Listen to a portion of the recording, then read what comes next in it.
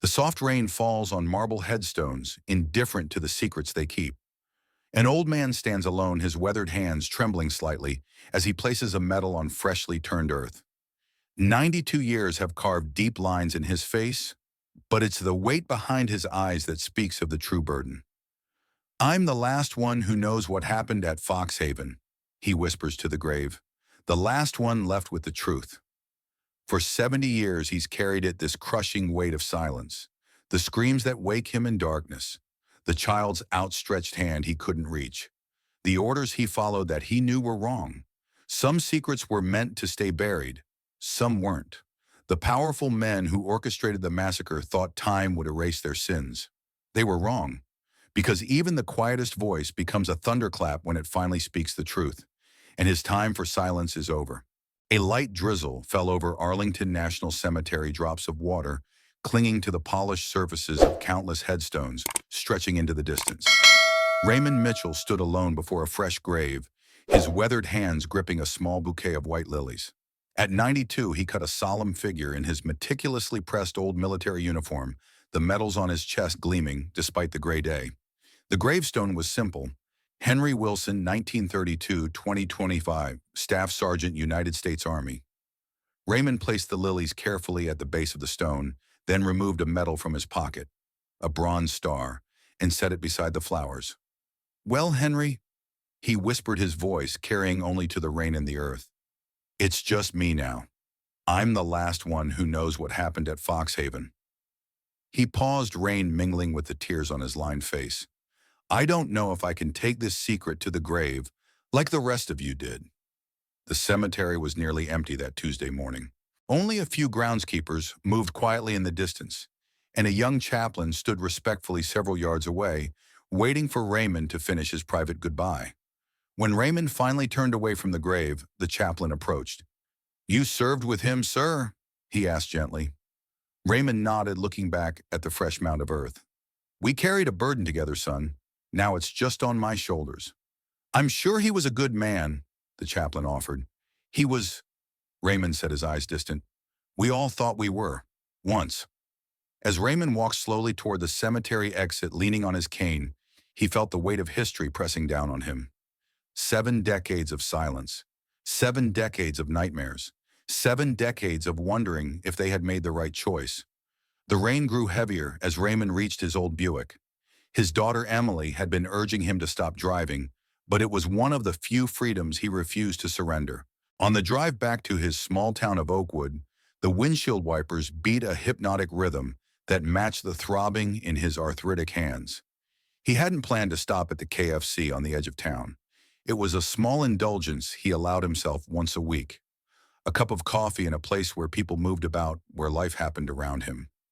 After Nancy died 12 years ago, he'd found that the silence of his house sometimes became too heavy to bear. The restaurant was half full, the lunch rush not yet begun. Raymond stood at the counter waiting patiently as a young man with spiky hair and heavy-lidded eyes scrolled through his phone. "Excuse me," Raymond said politely. "Could I please have a cup of coffee?" The young man looked up, annoyance flickering across his face. "We don't do coffee this early," he said flatly. "I was here just last week and got coffee," Raymond replied, confused. "Are you sure?" The cashier rolled his eyes dramatically. "Well, maybe then, but not now. We're not Starbucks, old-timer," he snickered, and another employee behind him chuckled. Raymond felt heat rise in his face. It wasn't the coffee that mattered. It was the dismissive tone, the careless disrespect. He opened his mouth to speak, but found the words caught in his throat. Around him, a few customers shifted uncomfortably, but no one said anything. "I see." Raymond finally managed his voice quieter now. He turned to leave, shoulders slumped slightly. "Seriously, what's the big deal?" the cashier muttered as Raymond walked away. Before he could reach the door, a clear, strong voice cut through the awkward silence. "Excuse me." Raymond stopped and turned. A young woman was approaching the counter, her expression a storm of indignation. She appeared to be in her late 20s with a sharp gaze and purposeful stride, dressed in a professional blazer and jeans. "Did you really just talk to him like that?" she demanded, loud enough for everyone to hear. The cashier froze, his smug demeanor faltering. I didn't mean anything by it. Didn't mean anything by it. She shot back, her tone dripping with incredulity. He's a veteran. Did you even notice his hat? How dare you treat someone like that? Especially someone who's done more for this country than you probably ever will. The room went silent, every pair of eyes now fixed on the confrontation. Raymond shifted uncomfortably, unsure whether to stay or slip out unnoticed. He had never sought attention, and the young woman's fierce defense made him both grateful and embarrassed. "Thank you, miss," Raymond said softly, tipping his hat. "But it's all right, really." The woman turned to him, her expression softening. "No, sir, it's not all right. You deserve respect, and I'm sorry you didn't get it." She turned back to the cashier. "I'd like to speak to your manager, please."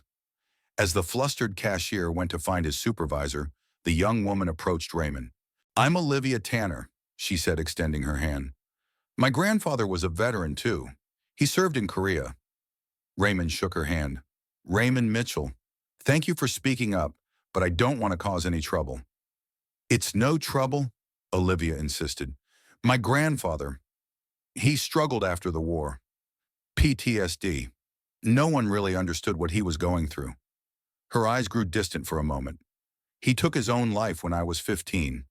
I promised myself I'd never stand by when I saw veterans being disrespected." Raymond nodded, understanding the pain behind her words. "I'm sorry about your grandfather. Too many of us came back carrying things no one could see." The manager appeared, apologizing profusely to Raymond. Olivia made sure he understood exactly what had happened, while Raymond stood uncomfortably in the spotlight of attention. When it was over, Olivia offered to buy him coffee elsewhere, but Raymond politely declined. "I should be getting home," he said, "but thank you again." "Take my card at least," Olivia said, handing him a business card. "I'm a journalist with the Oakwood Gazette. If you ever want to talk or need anything at all, please call me." Raymond accepted the card, tucking it carefully into his wallet. As he drove home, he found himself thinking about Olivia's grandfather and all the men he'd known who hadn't found peace after the war. Some, like Henry, had carried their burdens silently until the end. Others had broken under the weight. Raymond wondered, not for the first time, which kind of veteran he was. Raymond's house sat on a quiet street lined with oak trees that had been saplings when he and Nancy first moved in 60 years ago. It was a modest two-story home with a small front porch where he still sat most evenings, watching the neighborhood children play.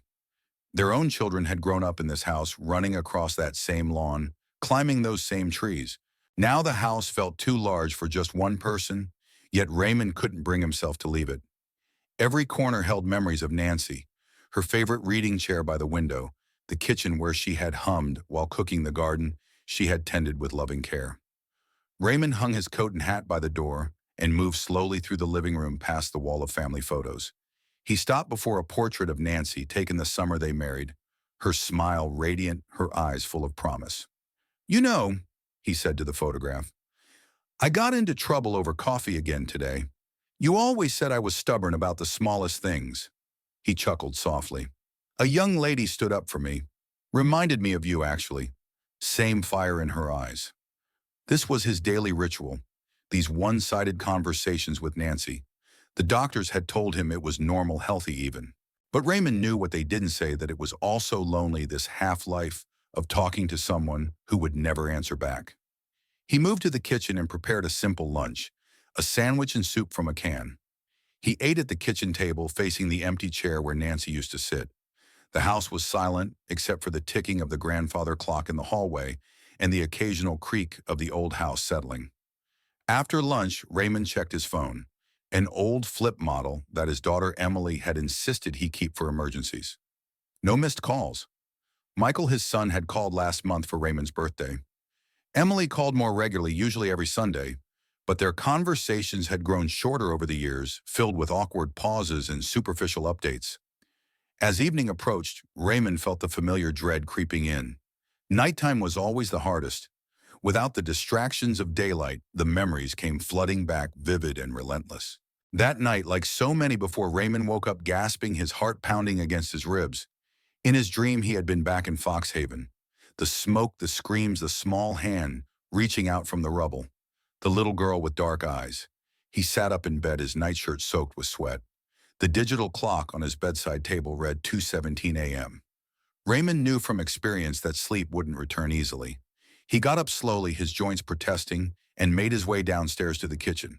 With trembling hands, he opened the lowest drawer beside the refrigerator, a drawer Nancy had never opened, respecting his need for this one private space. Inside was a wooden box, its surface smooth from years of handling. Raymond carried the box to the kitchen table and opened it carefully. Inside lay his military medals, old photographs of his unit, and at the bottom a worn leather journal. He removed the journal and opened it to a page marked with a faded ribbon. The handwriting was younger, steadier than his current scrawl, but unmistakably his. April 28th, 1944, Foxhaven. God forgive us. Raymond traced the words with his fingertip, then closed the journal and returned it to the box without reading further. He didn't need to. Every detail was seared into his memory. As dawn broke, Raymond was still sitting at the kitchen table, the wooden box closed before him, his eyes fixed on something only he could see.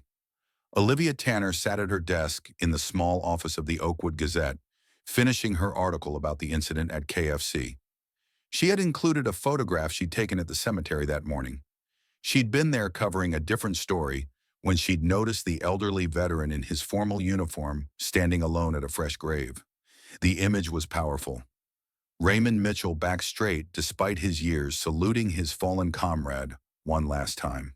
She'd felt like an intruder capturing that private moment, but now she was glad she had. It gave context to the disrespect she'd witnessed later. Her editor, Frank, peered over her shoulder. "Human interest piece?" he asked, scanning the first paragraph. "More than that," Olivia replied. "It's about how we treat our veterans, especially the World War II generation.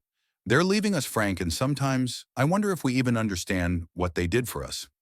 Frank nodded thoughtfully. "Good angle, but you've got to get more of his story. The KFC thing is just a hook. Who is this guy? What was his service like? That's what people will care about." Olivia published the article on the Gazette's website and shared it on social media. She expected some local interest, maybe a few shares and comments about respecting elders. What she didn't expect was for the story to explode. By the next morning, her post had been shared thousands of times. Local TV stations picked up the story, and then regional ones. Raymond's photograph, dignified in his uniform at the cemetery, contrasted with the description of his treatment at KFC, seemed to touch a nerve in people. Comments flooded in. "This is how we treat our greatest generation, shameful. My grandfather was in Webichois too. These men deserve our utmost respect. I'm going to take my veteran dad to lunch today. Thank you for the reminder of what's important." The KFC corporate office issued a formal apology promising sensitivity training for all employees and announcing a new program offering free coffee and a discount to veterans. The local manager personally visited Raymond's home with flowers and a handwritten apology letter. Raymond was bewildered by the attention. Neighbors he'd barely spoken to in years stopped by with casseroles and offers of help with yard work. The local VFW Post called to invite him to speak at their next meeting. His phone rang more in 2 days than it had in the previous 2 years. When Olivia came to visit, she found Raymond sitting on his front porch, looking overwhelmed. "I'm sorry," she said immediately. "I had no idea the story would get this much attention."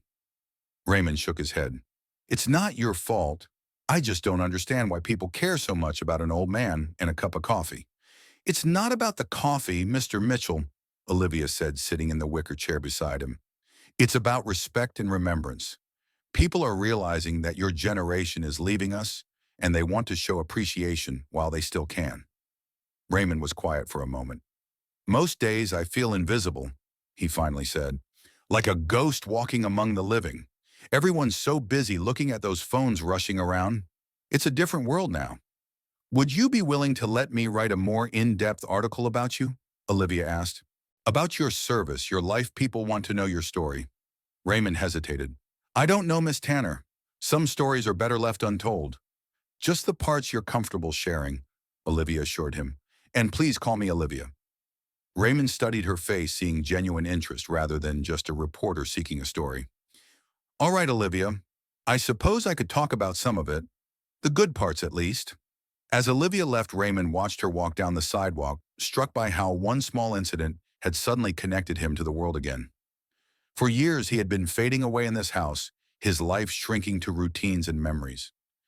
Now people were looking at him, really seeing him, for the first time in a long while. That evening, as Raymond sat on his porch watching the sunset, a neighbor's child rode by on her bicycle, waving enthusiastically. "Hi, Mr. Mitchell. My daddy says you're a hero." Raymond waved back, a bittersweet smile crossing his face. A hero, if only they knew. 3 days after the story went viral, Raymond was surprised by a knock at his door. When he opened it, he found his daughter Emily standing on the porch, 2 children beside her, his grandchildren Lisa 10 and Jason 8. "Dad," Emily said, her voice a mixture of concern and affection. "Why didn't you tell me about all this?" Raymond stood speechless for a moment, then found his voice. "Emily, this is unexpected." "We saw you on the news," Lisa piped up, looking at her grandfather with wide eyes. "Mom said you're famous now." Raymond chuckled, stepping back to let them in. "Hardly famous, just an old man who couldn't get his coffee." Emily moved forward to hug him, and Raymond felt a tightness in his chest that had nothing to do with his heart condition. It had been almost a year since her last visit. "I would have come sooner if I'd known," she said. "It's nothing really," Raymond insisted as they moved into the living room. "All this fuss over nothing." The children looked around curiously. They'd visited before, but not often, and the house seemed to fascinate them with its old photographs and mementos from another era. "Can we see your medals, Grandpa?"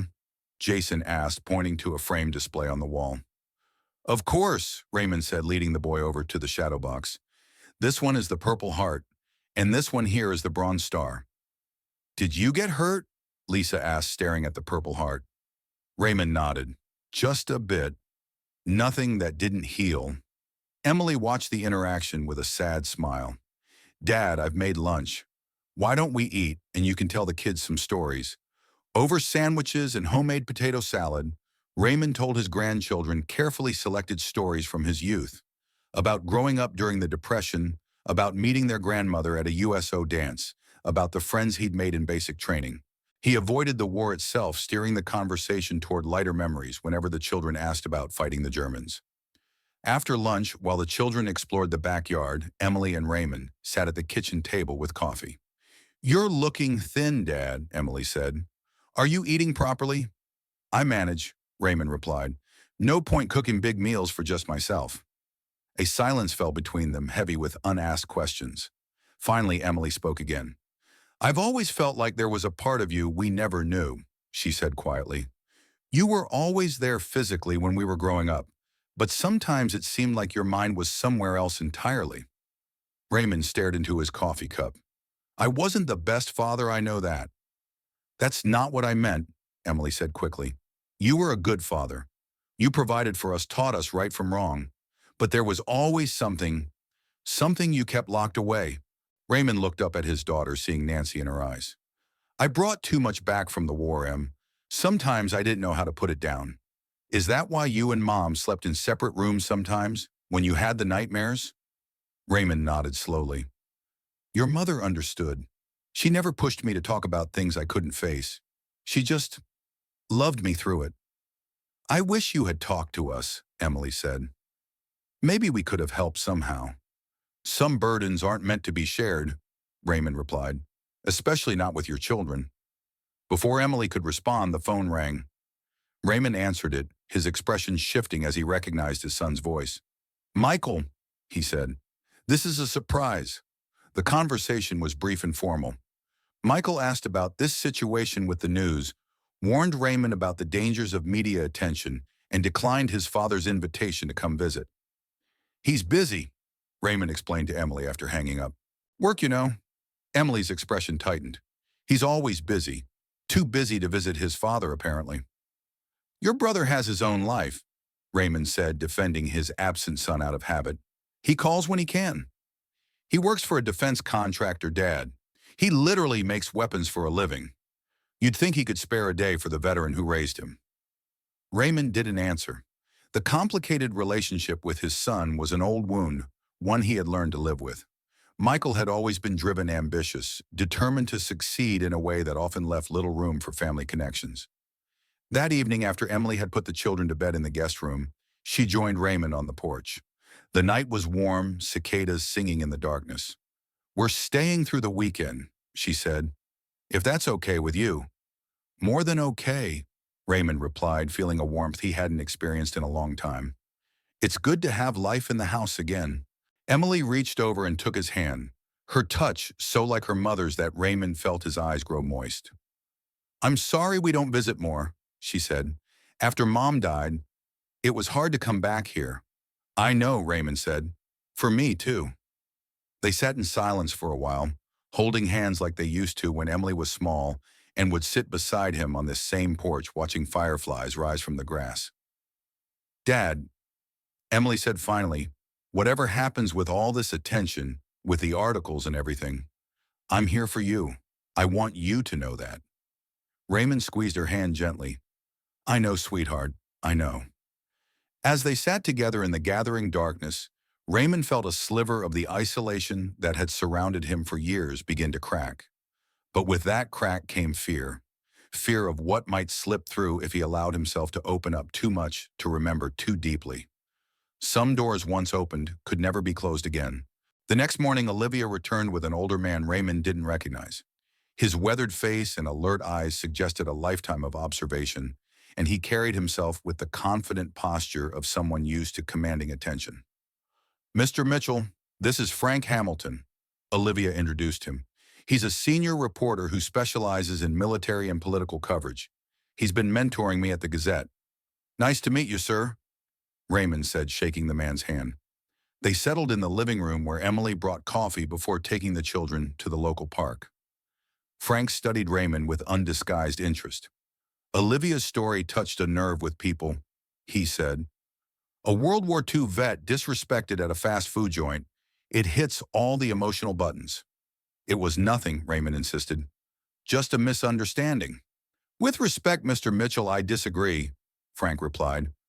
"Olivia mentioned you were at Arlington visiting a comrade's grave. From the Foxhaven operation, wasn't it?" Raymond's cup froze halfway to his lips. "I don't know what you're talking about." Frank leaned forward. "You served with the Alpha Special Task Force 82nd Airborne, April 1944, Northern France." "How do you know that?" Raymond asked, his voice suddenly cold. "I've been covering military affairs for 40 years, Mr. Mitchell. I've heard whispers about Foxhaven for decades. An operation that was scrubbed from official records, a mission that never happened. But the men who were there remember, don't they?" Raymond set his cup down carefully. "I think you should leave." Olivia looked surprised. "Mr. Mitchell, we're not here to ambush you. Frank just thought—" "I don't care what he thought," Raymond interrupted, his voice shaking slightly. "Some things are better left in the past." Frank held up his hands in a placating gesture. "I apologize if I've upset you. That wasn't my intention. But I want you to know that if you ever do want to talk about it, there are people who would listen without judgment." Raymond stood up, signaling that the meeting was over. "Thank you for coming, but I have nothing to say about my service beyond what's already public record." After they left, Raymond sat heavily in his armchair, his heart racing. How did that reporter know about Foxhaven? It had been classified, buried, forgotten by everyone except those who were there. The military had made sure of that. Outside, a black sedan drove slowly past Raymond's house. The driver paused briefly, a camera lens glinting in the sunlight as it focused on the front door before continuing down the street. Miles away, in a sleek glass office building in Washington, D.C., Richard Bennett sat behind an imposing desk, watching a news segment about Raymond Mitchell on a wall-mounted screen. At 76, Bennett's face had hardened into the permanent mask of a man accustomed to power. His silver hair was immaculately styled, his tailored suit projecting the confidence of old money and established influence. "Find out everything about him," Bennett instructed the younger man standing before his desk. "Who he's talking to, what he's saying. I want to know if he's become a problem." "Yes, sir," William Harper responded. "What about the Hamilton connection? He's been asking questions again." "Monitor him too," Bennett said dismissively. "But Mitchell is the priority. He's the last one left who was there that day. And if he starts talking—" Bennett's cold eyes fixed on the screen where Raymond's face, dignified, lined with age, filled the frame. "Then we'll have to make sure no one listens." The next day, Olivia returned alone to apologize. I'm sorry about yesterday, she said when Raymond answered the door. Frank can be intense. He didn't mean to upset you. Raymond studied her for a moment, then sighed. It's not your fault. Come in. They sat in the kitchen this time, more informal than the living room. Raymond made tea, his hands slightly unsteady as he poured. I've lived a long time by keeping certain doors closed, he said finally. It's not easy to suddenly fling them open. I understand, Olivia said, and I respect that, but I also think you have an important story to tell, whatever parts of it you're comfortable sharing. Raymond was quiet for a long moment. Why do you care so much about an old man's stories? Because they matter, Olivia said simply. Because once they're gone forever. And because my grandfather never got the chance to tell his. Raymond nodded slowly. All right, I'll show you something. He led her to the living room and opened a cabinet, removing a worn photo album. They sat side by side on the couch as he turned the pages carefully. This was my unit, he said, pointing to a black and white photograph of young men in uniform standing before a transport plane. That's me there in the middle. And that's Henry, the friend I was visiting at Arlington.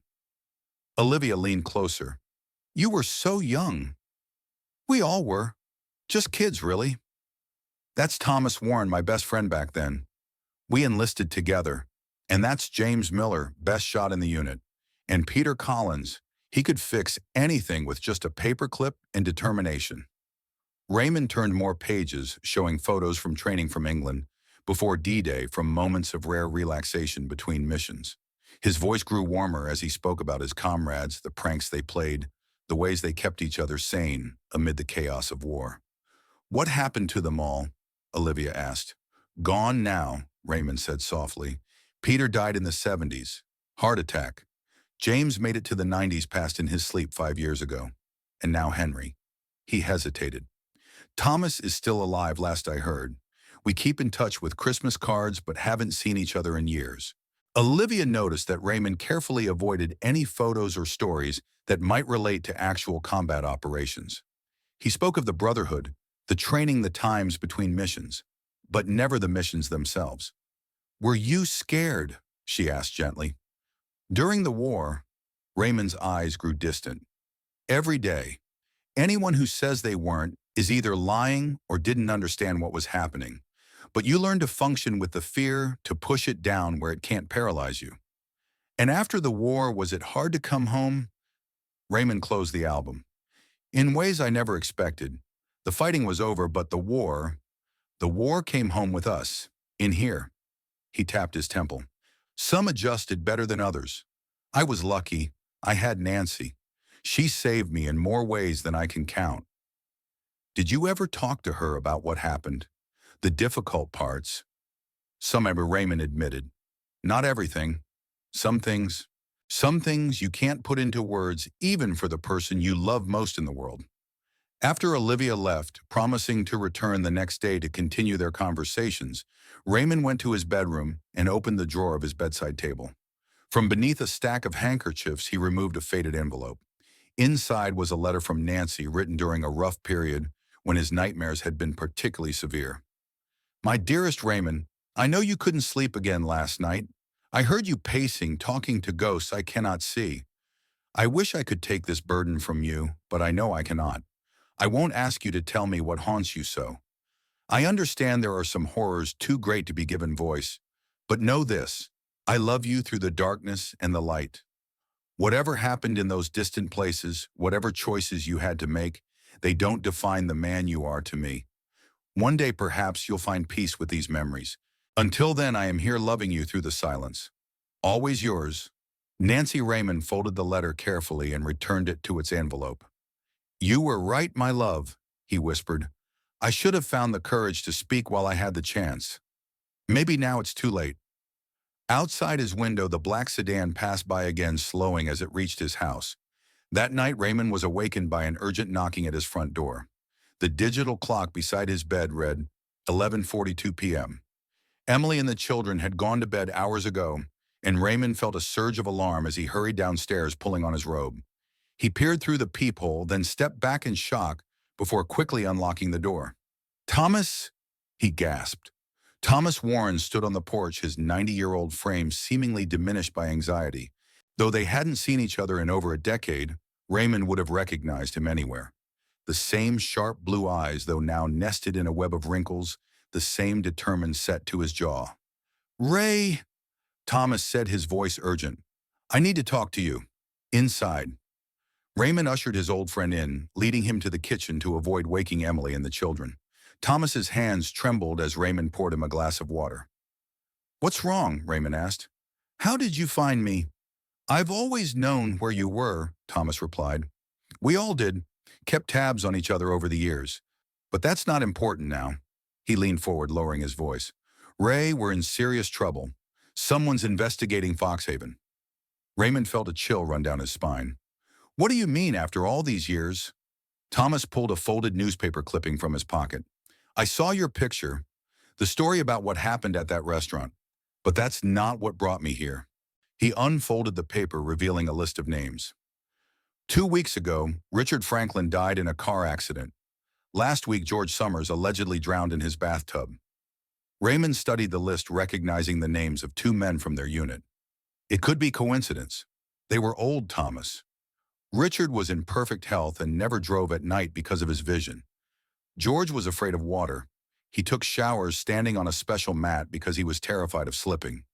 Thomas tapped the paper. "And look at the next names on the list." Raymond's blood ran cold as he saw his own name, and Thomas's, each with the notation pending beside them. "Where did you get this?" he whispered. "It was left on my doorstep," Thomas said. "No note, no explanation, just this list." "You think someone's targeting us because of Foxhaven?" Thomas nodded grimly. "I think Henry's heart attack wasn't natural either. They said it was heart failure, but he just had a checkup. His doctor said his heart was strong for a man his age." Raymond sat back, trying to process what Thomas was saying. "But why now, after 70 years? "I got a call last month," Thomas said. "A woman claiming to be an investigative journalist. She asked about Foxhaven, specifically. Not about my service in general, not about D-Day or the Battle of the Bulge. Foxhaven. Did you tell her anything?" "Of course not." I hung up. Thomas's hands were shaking harder now.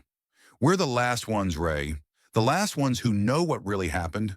They're not going to let us talk." "Who's they?" Raymond asked, although he feared he already knew the answer.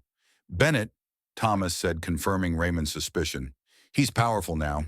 CEO of that big defense company, Aegis. Friends in Washington. If word got out about what happened, it would ruin him," Raymond finished. "Everything he's built would collapse." "Ah." They sat in silence for a moment, the weight of the past pressing down on them both.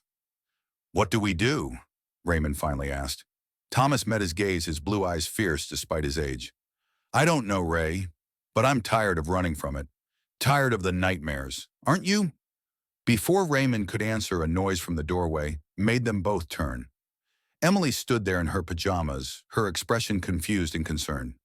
"Dad, is everything okay?" Raymond hesitated, caught between worlds. His daughter representing all he had tried to protect from his past, and Thomas the living embodiment of that past now threatening to engulf them all. "Emily," he said carefully, "this is Thomas Warren, an old friend from the war. Thomas, my daughter, Emily." Thomas nodded politely, though his expression remained tense. "It's nice to meet you, Mr. Warren." Emily said, then looked at her father. "It's nearly midnight, Dad. Is something wrong?" "Nothing to worry about," Raymond assured her, though the lie felt hollow. "Just catching up on old times. Go back to bed, sweetheart." Emily didn't move. "Dad, I'm not a child anymore. If something's wrong, I want to help." Raymond exchanged a look with Thomas, who gave a slight nod. "Sit down, Em," Raymond said softly. "There are some things I should have told you a long time ago." As Emily took a seat at the kitchen table, Raymond felt the first lock on a door he had kept sealed for 70 years begin to turn.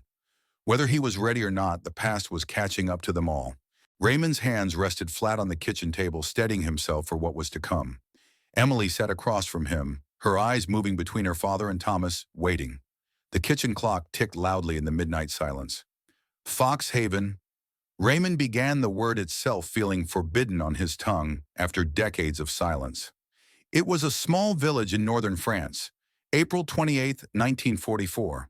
Thomas nodded encouragingly, his weathered face solemn. We were part of a special task force, Raymond continued. Operation was classified, deep behind enemy lines. We were told it was a German communications outpost disguised as a village. Critical intelligence hub. Raymond closed his eyes and suddenly he was there again. Young, terrified, but determined. The memories he had suppressed for so long came flooding back with a startling clarity. April 28th, 1944. The night air was cold against Sergeant Raymond Mitchell's face as the transport plane approached the drop zone. Around him, 11 men checked their gear one final time. Alpha Special Task Force, a hand-picked unit assembled for high-risk operations. 5 minutes, the jumpmaster called over the roar of the engines. Raymond glanced at Thomas beside him, their eyes meeting in silent communication, born of deep friendship and shared danger. On his other side, Henry Wilson's lips moved in quiet prayer. Remember, Lieutenant Richard Bennett said, his voice carrying to each man, this is a German comm station masquerading as a village, critical intelligence hub. We get insecure, the target eliminate resistance extract, the intelligence then signal for extraction. Clean and quick.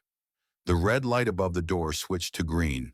One by one, they jumped into the darkness, parachutes blossoming against the night sky. Raymond counted under his breath as the ground rushed up to meet him, landing with practiced precision in a field about 2 miles from their target. The unit regrouped silently, moving through the dense forest toward Foxhaven. As they approached the village, Raymond felt the first stirrings of unease. The reconnaissance photographs had shown antennas, guard posts, signs of military occupation. But as they reached the edge of the forest, what lay before them was simply a small rural village, dimly lit and peaceful in the pre-dawn hours. Something's wrong, Raymond whispered to Bennett. I don't see any defenses, any equipment. Bennett studied the village through his binoculars. Intelligence said they're well disguised. We proceed as planned. Raymond's unease grew as they entered the village. No guards challenged them. No dogs barked. They moved past small stone houses where civilians slept, unaware of the armed men passing by their windows.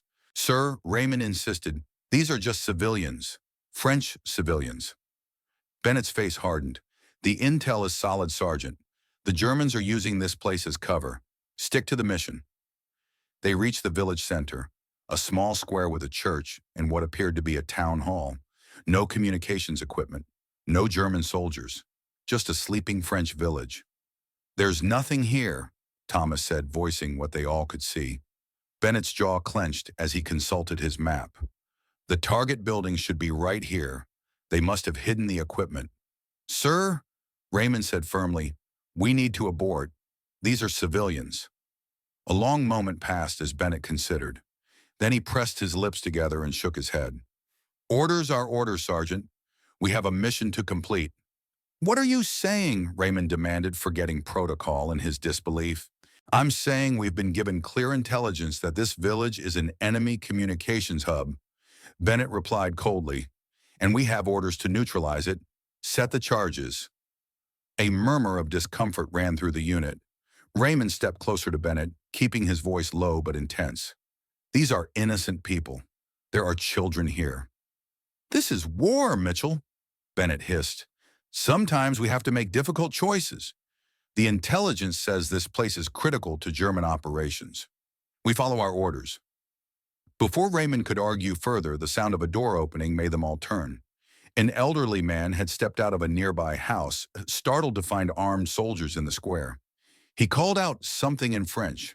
What happened next unfolded with terrible speed.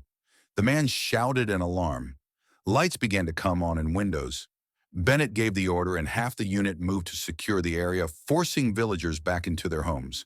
Others, following Bennett's command, began setting explosive charges at strategic points. Raymond and Thomas exchanged horrified glances, caught in an impossible situation.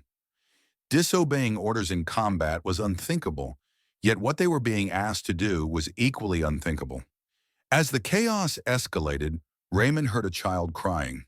Looking up, he saw a young girl, perhaps 6 years old, standing in the doorway of a house where flames had already begun to spread from an accidentally discharged incendiary. Without hesitation, Raymond ran toward her, even as the first explosions began to rock the village. The heat was intense, burning his lungs as he reached the doorway. "Viens, ici," he called, reaching out his hand. "Come here." The girl hesitated, terrified by the strange soldier, the smoke, the noise. Raymond moved closer, speaking softly, trying to coax her to safety. Their fingertips almost touched when a thunderous explosion shook the ground. The building's facade collapsed and Raymond was thrown backward by the blast. When he regained consciousness minutes later, the house was engulfed in flames. The girl was gone. The operation ended in confusion and horror. 12 civilian casualties confirmed. No German personnel found. No communications equipment discovered. As dawn broke over the smoking ruins of Foxhaven, the surviving villagers huddled together in grief and shock, while Alpha Task Force gathered their wounded and dead. Bennett, his face streaked with soot and sweat, assembled the unit before extraction. "Not a word about this," he ordered, his voice leaving no room for argument. "The mission was a success. We neutralized an enemy communications hub. That's what the report will say. That's what happened here. Is that understood?" No one spoke. No one could meet each other's eyes. "Is that understood?" Bennett repeated. 12 numb voices responded, "Yes, sir." Raymond opened his eyes, returning to the present. His kitchen, his daughter's shocked face, Thomas's grim expression. "There was no communications hub," he said quietly. "No Germans, just ordinary people caught in a war they didn't understand. After the war," Thomas added, "we were all promoted, given medals, told never to speak of the operation. It was classified, buried, forgotten by everyone except those who were there." Emily's face had gone pale. "And this Bennett person, he ordered this?" Raymond nodded. "Lieutenant Richard Bennett. He became Captain Bennett after that, then Major. Retired as a general. Now he's the CEO of Aegis Defense." "But why?" Emily asked, her voice barely above a whisper. "Why would he do that if he knew they were civilians?" "We never knew for certain," Thomas replied. "Later, some of us suspected the intelligence was deliberately falsified. There were rumors about a high-ranking officer wanting to prove the effectiveness of special operations, needing a success story to secure more funding and resources." "We were pawns," Raymond said bitterly, "used to advance someone's career, someone's agenda, and innocent people died." Emily reached across the table and took her father's hand. "All these years," she said softly, "this is what's been haunting you." Raymond nodded, unable to speak. The weight of confession left him drained, yet somehow lighter, as if a poison long festering had finally begun to drain. "The girl," he whispered finally, "I tried to save her. I can still see her face, her hand reaching out. Her name was Maria Alvarez. Her family was visiting from Spain." He looked up at his daughter, eyes glistening. "She was about your age then, Em. I've seen her in my dreams for 70 years. Thomas cleared his throat. "We all carried it, Ray. But you were the only one who tried to save any of them. Remember that." Emily wiped tears from her cheeks. "Dad, what are you going to do now if someone is targeting you because of this?" Raymond looked at Thomas, then back to his daughter. "I don't know yet, but I'm tired of running from it. Tired of the nightmares. Tired of the silence." "Whatever you decide," Emily said firmly, "I'm with you." As the first light of dawn began to filter through the kitchen window, Raymond felt something he hadn't experienced in decades: the possibility of redemption, however late, however painful it might be. The next morning, after Thomas had left to check into a local hotel, Raymond sat on the porch with Emily. The early sun cast long shadows across the lawn, where Lisa and Jason played, blissfully unaware of the heavy conversation that had taken place during the night. "Have you told Michael any of this?" Emily asked, watching her children. Raymond shook his head. "Your brother and we don't talk about meaningful things. I'm not sure he would understand." "You underestimate him," Emily said, though without much conviction. They sat in silence for a while, the weight of Raymond's confession hanging between them. Finally, Emily spoke again.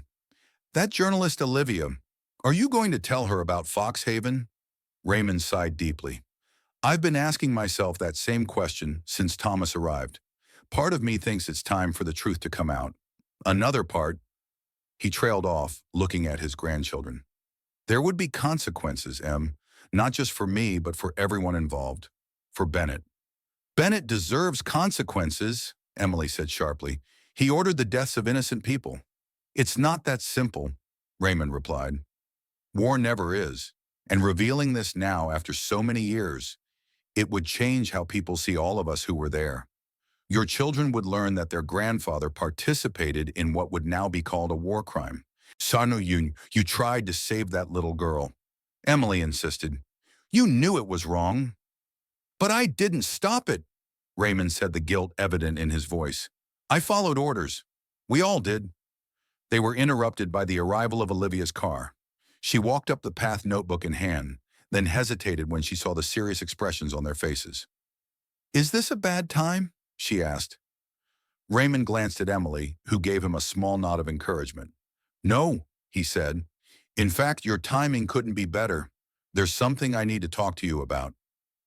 Emily excused herself to watch the children, leaving Raymond alone with Olivia. They moved to the kitchen where Raymond made coffee with hands that weren't quite steady. You seem troubled today, Olivia observed.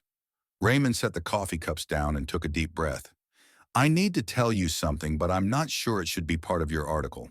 At least not yet. Olivia's expression grew serious. Whatever you tell me stays between us until you say otherwise. Raymond nodded, gathering his courage. Have you ever heard of a place called Foxhaven? Olivia's eyes widened slightly. Only rumors. Something about a classified operation in France during World War II. Frank has mentioned it a few times. He's been trying to piece together information for years. Slowly, haltingly, Raymond told her about Foxhaven. The mission, the terrible mistake, the cover-up afterward. Olivia listened without interrupting, taking no notes, her face growing increasingly grave. When he finished, she sat in stunned silence for several moments. Mr. Mitchell, she finally said, do you realize what you're telling me? This would be one of the biggest stories of the year, possibly the decade. I know, Raymond said quietly. That's why I'm not sure what to do. Socrates, may I ask what prompted this now? After all these years, Raymond explained about Thomas's visit, the list of names, the suspicious deaths. Olivia's journalistic instincts visibly ignited. This isn't just about the past, she said. Someone is actively trying to silence witnesses to a 70-year-old war crime. That's happening now in the present. If I go public with this, Raymond said, there will be no going back. For me, for my family, for everyone involved. Olivia leaned forward, her voice gentle but firm. Mr. Mitchell, I can't tell you what to do, but sometimes the truth is the only path to peace. Not just for the victims who deserve justice, but for those who've carried the burden of silence for too long. Raymond stared into his coffee cup, considering her words. I need to think about it, he said finally, and I need to talk to Frank Hamilton. If I'm going to do this, I want someone experienced helping to tell the story properly. Olivia nodded. I'll arrange it. And Mr. Mitchell, whatever you decide, I believe you're a good man who was caught in an impossible situation. After Olivia left, Raymond sat alone in the kitchen, Nancy's words from her letter echoing in his mind. One day perhaps you'll find peace with these memories. He wondered if that day had finally arrived and what price he would have to pay for such peace. The confrontation with Michael came sooner than Raymond had expected. That afternoon, a sleek BMW pulled into the driveway, and Michael Mitchell emerged, looking every inch the successful executive in his tailored suit and designer sunglasses. Emily tensed when she saw her brother from the porch. This should be interesting, she murmured to Raymond. Michael strode up the walkway, his posture rigid. At 58, he strongly resembled Raymond in his younger days, but with a hardness that Raymond had never possessed even during the war.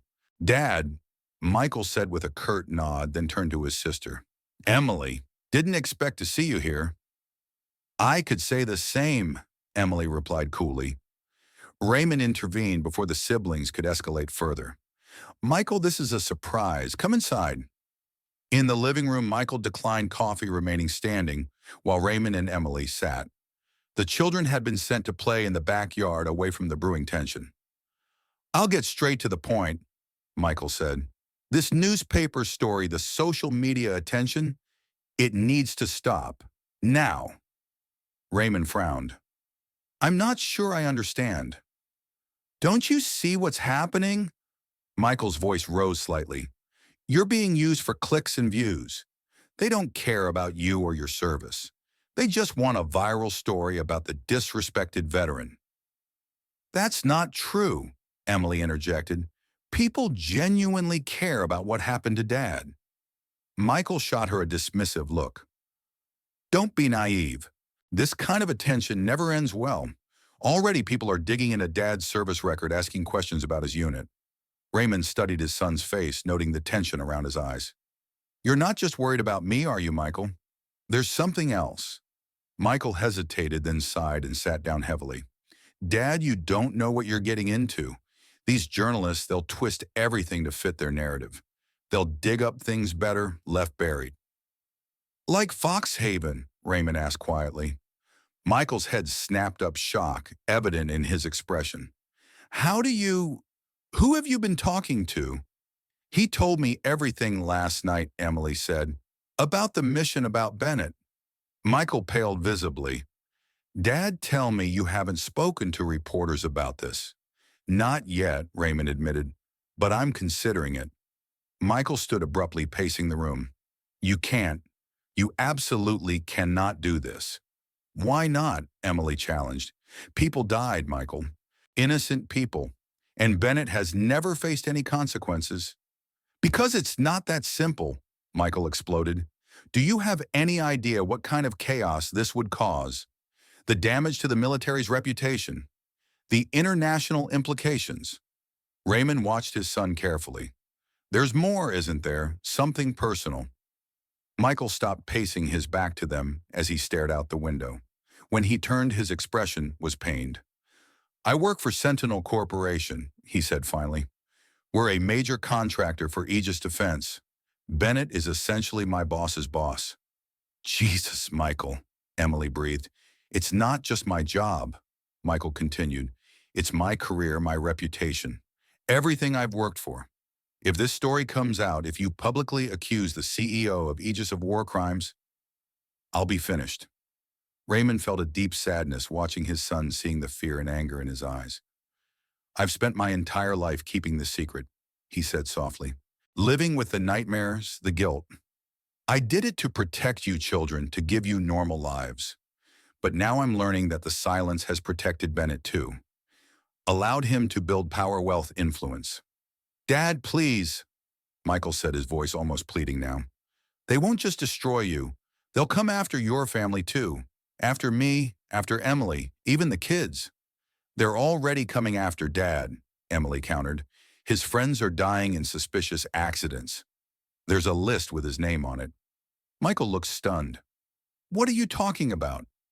Raymond explained Thomas's visit, the list of the deaths of their former comrades. As he spoke, Michael's expression shifted from disbelief to concern. All the more reason to stay quiet, he argued. If what you're saying is true, these people are dangerous. They won't hesitate to hurt you. So I should just wait for my accident? Raymond asked. We can get you protection. I have connections. Through Aegis. Emily interrupted skeptically. Michael glared at her. I'm trying to protect our father. By protecting Bennett, Emily shot back. Enough, Raymond said firmly. This isn't helping. A heavy silence fell over the room. Outside, they could hear Lisa and Jason laughing as they played. My whole life, Raymond said finally, I've lived with the consequences of following orders I knew were wrong. I've spent 70 years wondering if I could have done more, said Moore stood up against what was happening.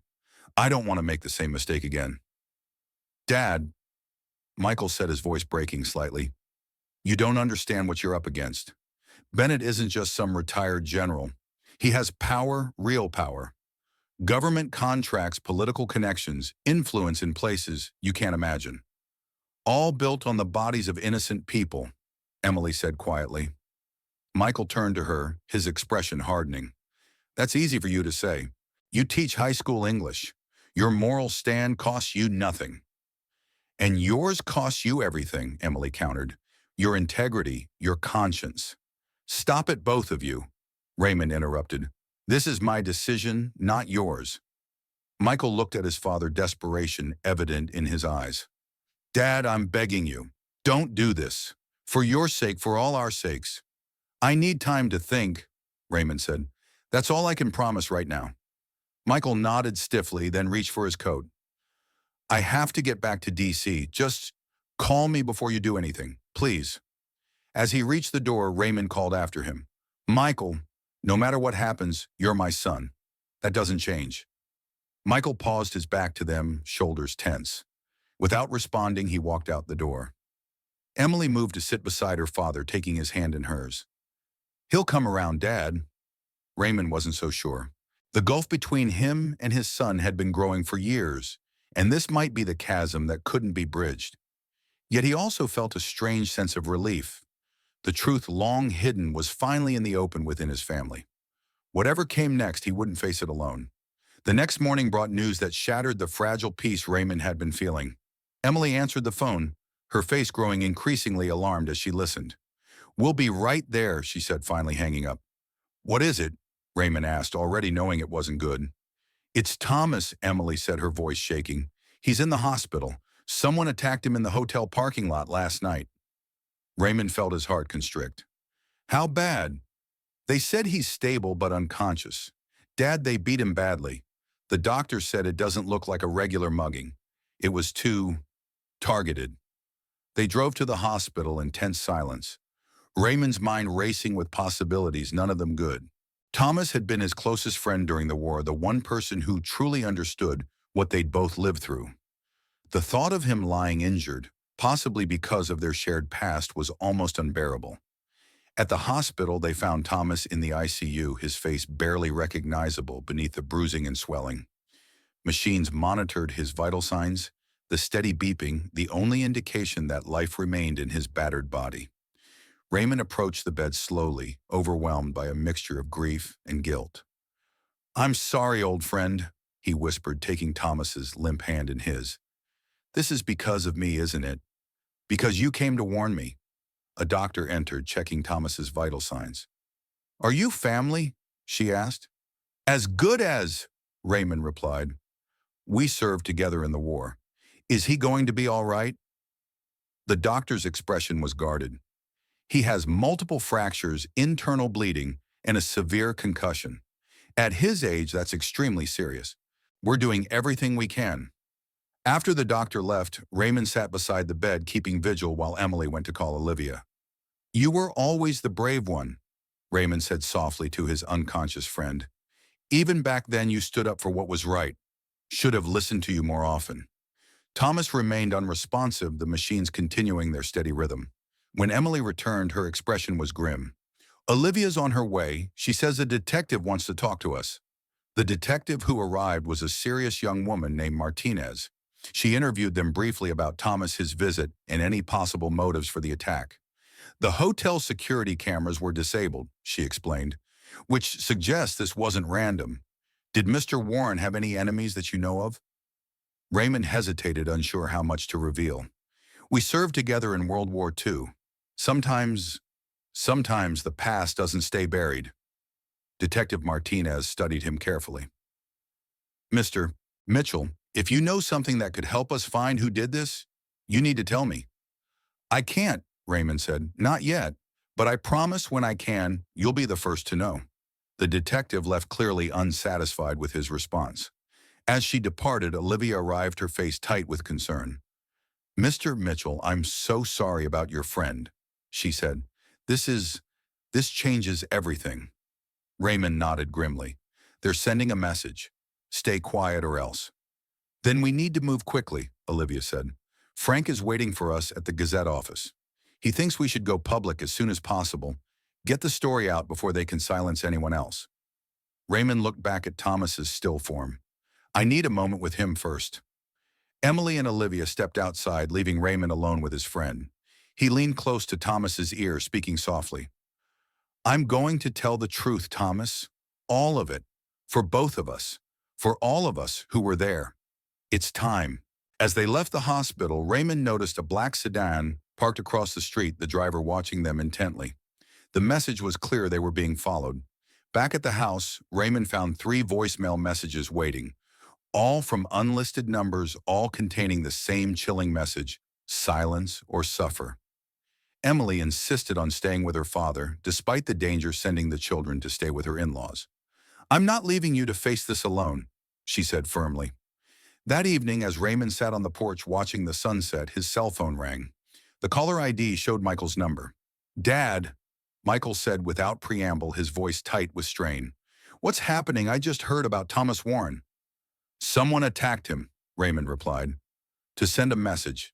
To keep us quiet." A long pause followed. "Are you still planning to go public?" "More than ever now." Michael exhaled sharply. "Dad, please, these people are serious. They won't stop at Warren." "I know," Raymond said. "That's why I need to move quickly." "I could lose everything," Michael said, his voice barely audible. Raymond closed his eyes, feeling the weight of his son's fear and resentment. "I spent my whole life living with guilt to protect you and your sister from the truth. I won't live with more guilt to protect your career." The line went silent for so long that Raymond thought Michael had hung up. "Michael," he prompted, "I hope you know what you're doing." Michael finally said, his voice cold, "Because once you start this, there's no going back. For any of us."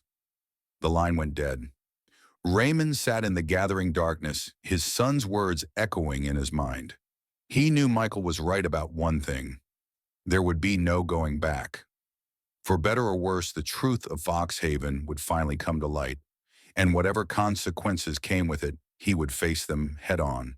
The Oakwood Gazette offices occupied a modest brick building downtown, with the paper's name displayed in fading gold letters above the entrance. Inside, Frank Hamilton waited for them in a cluttered conference room surrounded by stacks of papers and open folders. "Mitchell," he said, standing to shake Raymond's hand. "Thank you for coming. I'm sorry about Warren." Raymond nodded, taking a seat beside Emily while Olivia closed the door. "I've been researching Foxhaven for years."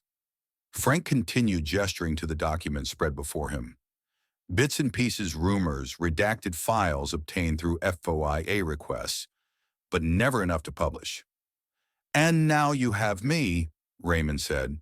"A first-hand witness," Frank agreed. "But we need more than just your testimony. Bennett is powerful with resources to discredit or silence anyone who threatens him." Olivia spoke up. "I've been making calls since Mr. Mitchell told me about Foxhaven. There's someone who wants to meet us. Someone who might be able to help." "Who?" Frank asked. "Diana Cooper," Olivia replied. "She's an investigative journalist who specializes in military cover-ups. She's been tracking Bennett's activities for years." Frank whistled low. "Cooper is good, very good, and well-connected." "She's meeting us here in 20 minutes, Olivia said, "along with someone else, a contact from inside the Justice Department." Raymond raised his eyebrows. "The Justice Department is involved, not officially," Frank clarified. "But there are people there who've had suspicions about Bennett for a long time. Just never had enough evidence to move against someone so powerful." While they waited, Frank showed Raymond what he had gathered about Foxhaven over the years. Fragments of reports, maps, partial unit rosters. Raymond filled in gaps, corrected misconceptions, providing the context that had been missing from Frank's research. "One thing I don't understand," Emily said, examining a map of the region. "Why Foxhaven? Why that particular village?" Frank shook his head. "That's one mystery I've never solved. On paper, there was nothing strategic about it. No nearby military installations, no natural resources, no tactical significance. Unless the entire operation was manufactured from the start," Raymond said grimly. "A test, perhaps, or a demonstration." A knock at the door interrupted their discussion.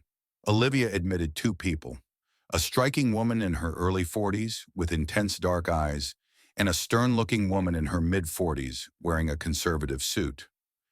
"Mr. Mitchell, this is Diana Cooper." Olivia introduced the first woman. "And this is Catherine Reynolds from the Justice Department." Diana shook Raymond's hand firmly. "Thank you for coming forward, Mr. Mitchell. I know it can't be easy after all these years." Catherine was more reserved. "I'm here unofficially," she emphasized. "But if what Ms. Cooper has told me is accurate, this may be our one chance to finally hold Bennett accountable." They spent the next hour discussing strategy, how to present the story, what evidence they had, what they still needed. Diana had been investigating Bennett for years, compiling a dossier on his business practices, political connections, and suspected illegal activities. Aegis Defense isn't just a defense contractor, Diana explained. It's the center of a web of influence that extends into government, media, and finance. Bennett has spent decades building his empire, all while maintaining the image of a decorated war hero and patriotic businessman. He's untouchable through normal channels, Catherine added. We've had investigations stall evidence, disappear, witnesses suddenly refuse to testify. Someone's protecting him from very high up. Raymond listened, feeling increasingly overwhelmed. I'm just one old man with memories, he said finally. How can my testimony stand against all that? Because you were there, Diana said firmly. You saw what happened, and you're willing to speak the truth after 70 years of silence. That carries weight. We'll need more technical support, Frank noted. Someone who understands the digital side of things. If we're going public, Bennett will try to discredit us online, attack the story's credibility. I might know someone, Raymond said slowly. Nathan Lawrence. He served with my son in the first Gulf War, then went into cybersecurity. He's retired now, but he's still sharp, and I trust him. Good, Frank nodded. Get him on board. As the meeting continued, Raymond found himself studying Diana Cooper more closely. There was something familiar about her, something he couldn't quite place. Her intensity, perhaps, or the determined set of her jaw.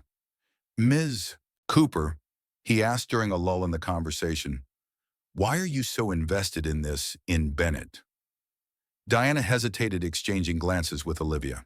I have my reasons, Mr. Mitchell. Professional and personal. Personal, Raymond prompted. Diana took a deep breath.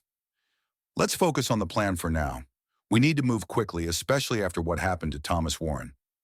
Though unsatisfied with her answer, Raymond didn't press further. Everyone had their own reasons for seeking the truth, their own wounds that needed healing. By the time the meeting concluded, they had the outline of a plan. Raymond would give a full recorded statement about Foxhaven. They would gather supporting evidence and prepare a comprehensive report.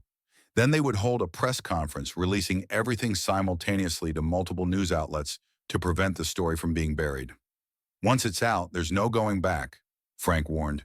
Bennett will come at us with everything he has. Legal threats, character assassination, possibly worse. I understand, Raymond said, but I've lived with this secret for 70 years. I can't take it to my grave knowing that the truth died with me. As they prepared to leave, Catherine pulled Raymond aside. Mr. Mitchell, I want you to understand the risks. Bennett isn't just powerful, he's dangerous. People who've crossed him have had accidents, lost jobs, had their reputations destroyed. I know, Raymond replied. My friend is in the hospital because of him. Catherine nodded grimly. Be careful, all of you. She handed him a card with her personal number. If anything happens, anything at all, call me immediately. Outside, as they walked to their cars, Raymond noticed the same black sedan from earlier, parked across the street. The others saw it too. They're not even trying to be subtle, Frank muttered. Let them watch. Raymond said, a new determination in his voice. I'm done hiding. In his penthouse office atop the Aegis Defense headquarters in Washington, D.C., Richard Bennett stared at the report spread across his desk. At 76, he still cut an imposing figure, tall, broad-shouldered, with silver hair and cold gray eyes that had lost none of their intensity. William Harper stood before him, his expression grave. Mitchell is moving forward, he reported. He met with Hamilton Cooper and someone from Justice today. Bennett's jaw tightened. And Warren? Still unconscious. The message was delivered, but it doesn't seem to have deterred Mitchell. Bennett rose, moving to the floor-to-ceiling windows that offered a panoramic view of the Capitol. The city glittered below him, a testament to power and influence. Much of it his. I built all this, he said, gesturing to the view. 40 years of careful work. Relationships cultivated, alliances, formed enemies, neutralized. I won't let one senile old man destroy it over something that happened 70 years ago. What are your orders, sir? Harper asked. Bennett turned, his expression calculating. Increase the pressure, not just on Mitchell, but on everyone helping him. Hamilton Cooper, the daughter. Make them understand the consequences of pursuing this. And if that doesn't work, Then we move to more permanent solutions, Bennett said coldly, but discreetly. I don't want another Warren situation. Too messy, too public. The intercom on Bennett's desk buzzed. Sir, Senator Wilson is here to see you. Send him in, Bennett ordered. Senator James Wilson entered, his politician's smile fading as soon as the door closed behind him. At 65, he had the polished appearance and practiced charm of a career politician, but his eyes held a sharpness that belied his folksy public persona. Richard, he greeted Bennett tersely, we need to talk about this Mitchell situation. It's getting out of hand. Bennett gestured for Wilson to sit. It's being handled, James. Like Warren was handled, Wilson snapped. That made the local news. If this keeps escalating, it could attract federal attention. Warren was unfortunate, Bennett conceded. Overzealous contractors. It won't happen again. Wilson leaned forward, lowering his voice despite the secure room. You assured me when I helped secure that first defense contract for Aegis that there would never be any blowback from your military history, that all potential problems had been addressed. And they were, Bennett replied smoothly. Mitchell is the last one. Once he's dealt with, Foxhaven will remain what it's always been, a footnote in classified files that no one will ever read. You better be right, Wilson warned. The Eclipse project launches in 6 months. Everything we've worked for, everything we've built, depends on maintaining absolute security until then. If Mitchell's story breaks, the scrutiny could expose Eclipse. Bennett's expression hardened. Mitchell won't be a problem much longer, I guarantee it. After Wilson left, Bennett summoned Harper back to his office. The situation has become more urgent, he said. Eclipse cannot be compromised. Accelerate the timetable. I want Mitchell neutralized within 48 hours. Understood, sir, Harper replied. What about his allies? Bennett considered for a moment. Monitor them closely. If they persist after Mitchell is dealt with, we'll handle them one by one. Starting with Cooper, she's been a thorn in our side for too long. As Harper departed to implement the new orders, Bennett returned to the window, gazing out at the city he had spent decades bending to his will. One old man with a guilty conscience would not be allowed to unravel everything. Not now. Not when Eclipse was so close to fruition. The true power wasn't in the weapons Aegis built, but in the information they controlled. And soon, with Eclipse operational, that control would be absolute. The press conference was scheduled for 10 a.m. at the Oakwood Community Center. Raymond had barely slept the night before, his mind racing with doubt, fear, and a strange sense of impending liberation. Emily had stayed with him, keeping watch as if her presence alone could ward off the dangers that seemed to be closing in from all sides. Are you sure about this, Dad? She asked over breakfast, her eyes shadowed from her own sleepless night. Raymond nodded, his resolve firm despite his anxiety. I've never been more sure of anything, Em. It's time. They arrived early to find Frank, Olivia, and Diana already setting up. A podium had been placed at the front of the room, flanked by chairs for Raymond and the others. Local media had been invited, and through Frank's connections, several national outlets as well. Remember, Frank instructed as they prepared, stick to the facts. What you saw, what you heard, what you were ordered to do. Don't speculate about motivations or larger conspiracies. Let the evidence speak for itself. Raymond nodded, adjusting his tie nervously. He had chosen to wear his full-dress uniform, complete with medals. Not out of pride, but as a visual reminder of the military authority that had sanctioned what happened at Foxhaven. As 10 a.m. approached, the room filled with reporters, cameras, and curious local residents who had heard about the upcoming revelation. Emily stood to the side, offering silent support with her presence. Frank stepped to the podium first, introducing himself and providing context for what was to follow. He outlined the basic facts of the Foxhaven operation, the date, the location, the unit involved, without revealing the devastating details that Raymond would soon share. When it was Raymond's turn, he approached the podium, slowly, leaning slightly on his cane. The room fell silent, cameras focused on his weathered face. He took a deep breath, looking out at the sea of expectant faces. My name is Raymond Mitchell. He began, his voice steady despite his nerves. On April 28, 1944, I was a sergeant with the Alpha Special Task Force of the 82nd Airborne Division. What I am about to tell you has been classified for 70 years. What I am about to tell you has haunted me every day since it happened. Slowly, methodically, Raymond recounted the events at Foxhaven. The mission briefing, the discovery that the target was actually a civilian village, Bennett's refusal to abort the tragic consequences. He described his attempt to save the little girl, his failure, and the subsequent cover-up. 12 innocent civilians died that night, he said, his voice breaking slightly. Not German soldiers, not enemy combatants, ordinary people, men, women, children, caught in a war they didn't understand, victims of orders that should never have been given, much less followed. He named Bennett, explicitly detailing his role in ordering the operation to proceed, despite the clear evidence that they were targeting civilians and in orchestrating the cover-up afterward. For 70 years I have carried this secret, Raymond continued. We all did, every man in that unit. We were sworn to silence, promoted, decorated, told that what happened that night was necessary for the greater good. But there is no greater good that justifies the deliberate killing of innocent people. As Raymond spoke, the room remained utterly silent, the reporters transfixed by his testimony. Camera flashes punctuated the stillness, capturing his expression as he finally unburdened himself of the secret he had carried for a lifetime.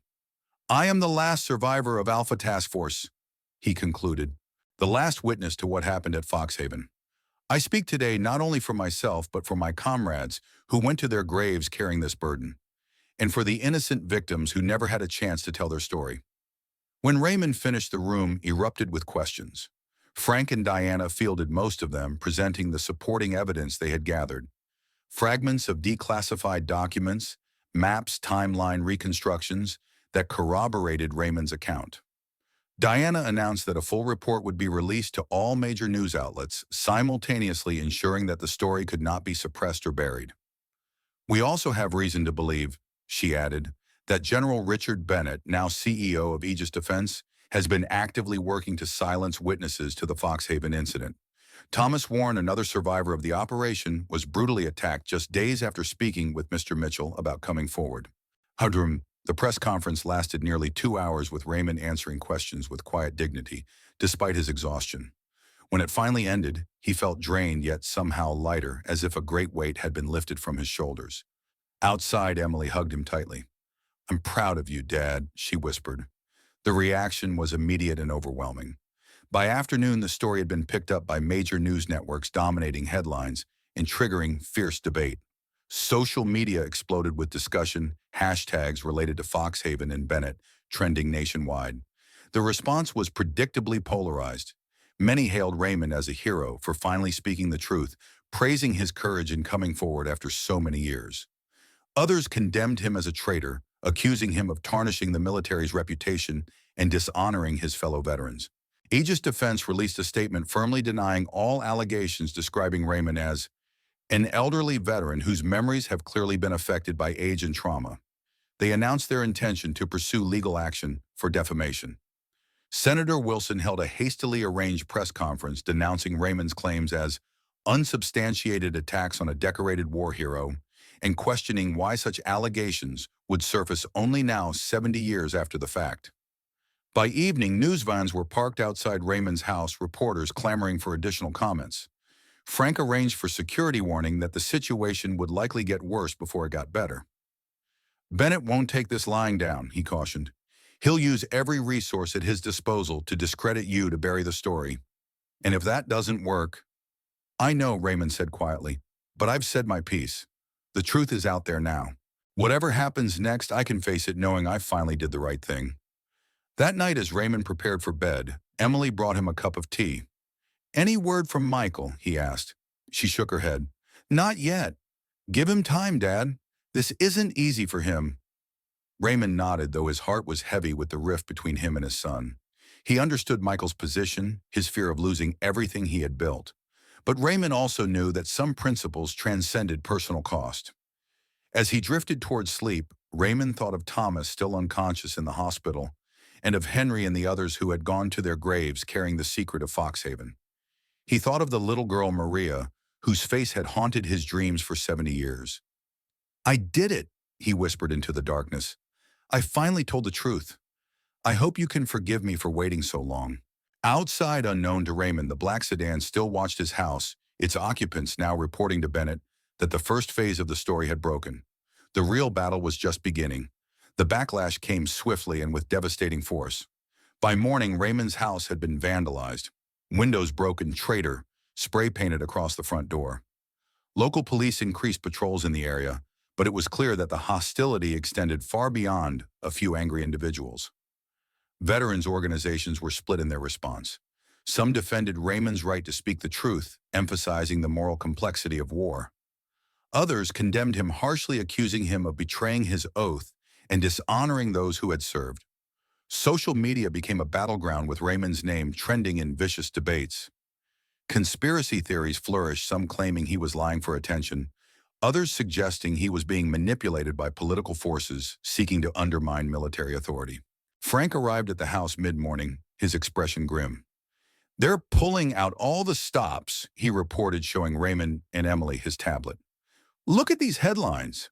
The screen displayed article after article questioning Raymond's mental competence, his motivations, even his actual service record. Opinion pieces accused him of seeking fame in his final years, of fabricating atrocities to sell a book or movie rights. "Bennett's people are good," Frank said. "They're not directly attacking you. That would look too obvious. Instead, they're planting seeds of doubt, creating alternative narratives." "What about the evidence?" Emily asked. "The documents, the maps, everything you presented." "Being questioned, dismissed, or reinterpreted," Frank replied. "Without photographic evidence of what happened at Foxhaven, which doesn't exist, it becomes a matter of competing narratives. And Bennett has more resources to push his narrative than we do." Raymond sat heavily in his armchair, the weight of opposition pressing down on him. "I knew it wouldn't be easy," he said. "But I didn't expect this level of coordination. Bennett has friends in high places," Frank explained. "Media outlets, political circles, veteran organizations. He's calling in every favor, using every connection." "What do we do now?" Emily asked. Frank's expression hardened. "We fight back. Keep pushing the truth. Find more evidence. The story's out there now. We just need to make sure it doesn't get buried or twisted beyond recognition." Later that afternoon, Olivia arrived with more troubling news. "Frank's been attacked," she said, her voice shaking. "He was jumped outside his apartment last night. They took his laptop, his phone, all his files on Foxhaven." Raymond felt a cold dread spreading through him. "Is he all right?" "Concussion, broken ribs, fractured wrist," Olivia reported. "He's in the hospital, but he'll recover. He sent me to warn you. They're escalating." Emily insisted on moving Raymond to a safer location. Catherine Reynolds offered her vacation cabin outside town, remote, difficult to find, and registered under a different name. As they packed essential items, Raymond felt a deep sense of unreality. Just days ago, he had been an anonymous old man, living out his quiet final years. Now he was effectively in hiding, targeted by powerful forces determined to silence him. "I'm sorry for bringing this danger to you, Em," he said as they loaded the car. Emily shook her head firmly. "Don't apologize. You did the right thing, and I'm with you all the way." The cabin was small but comfortable, nestled among tall pines with no neighbors for miles.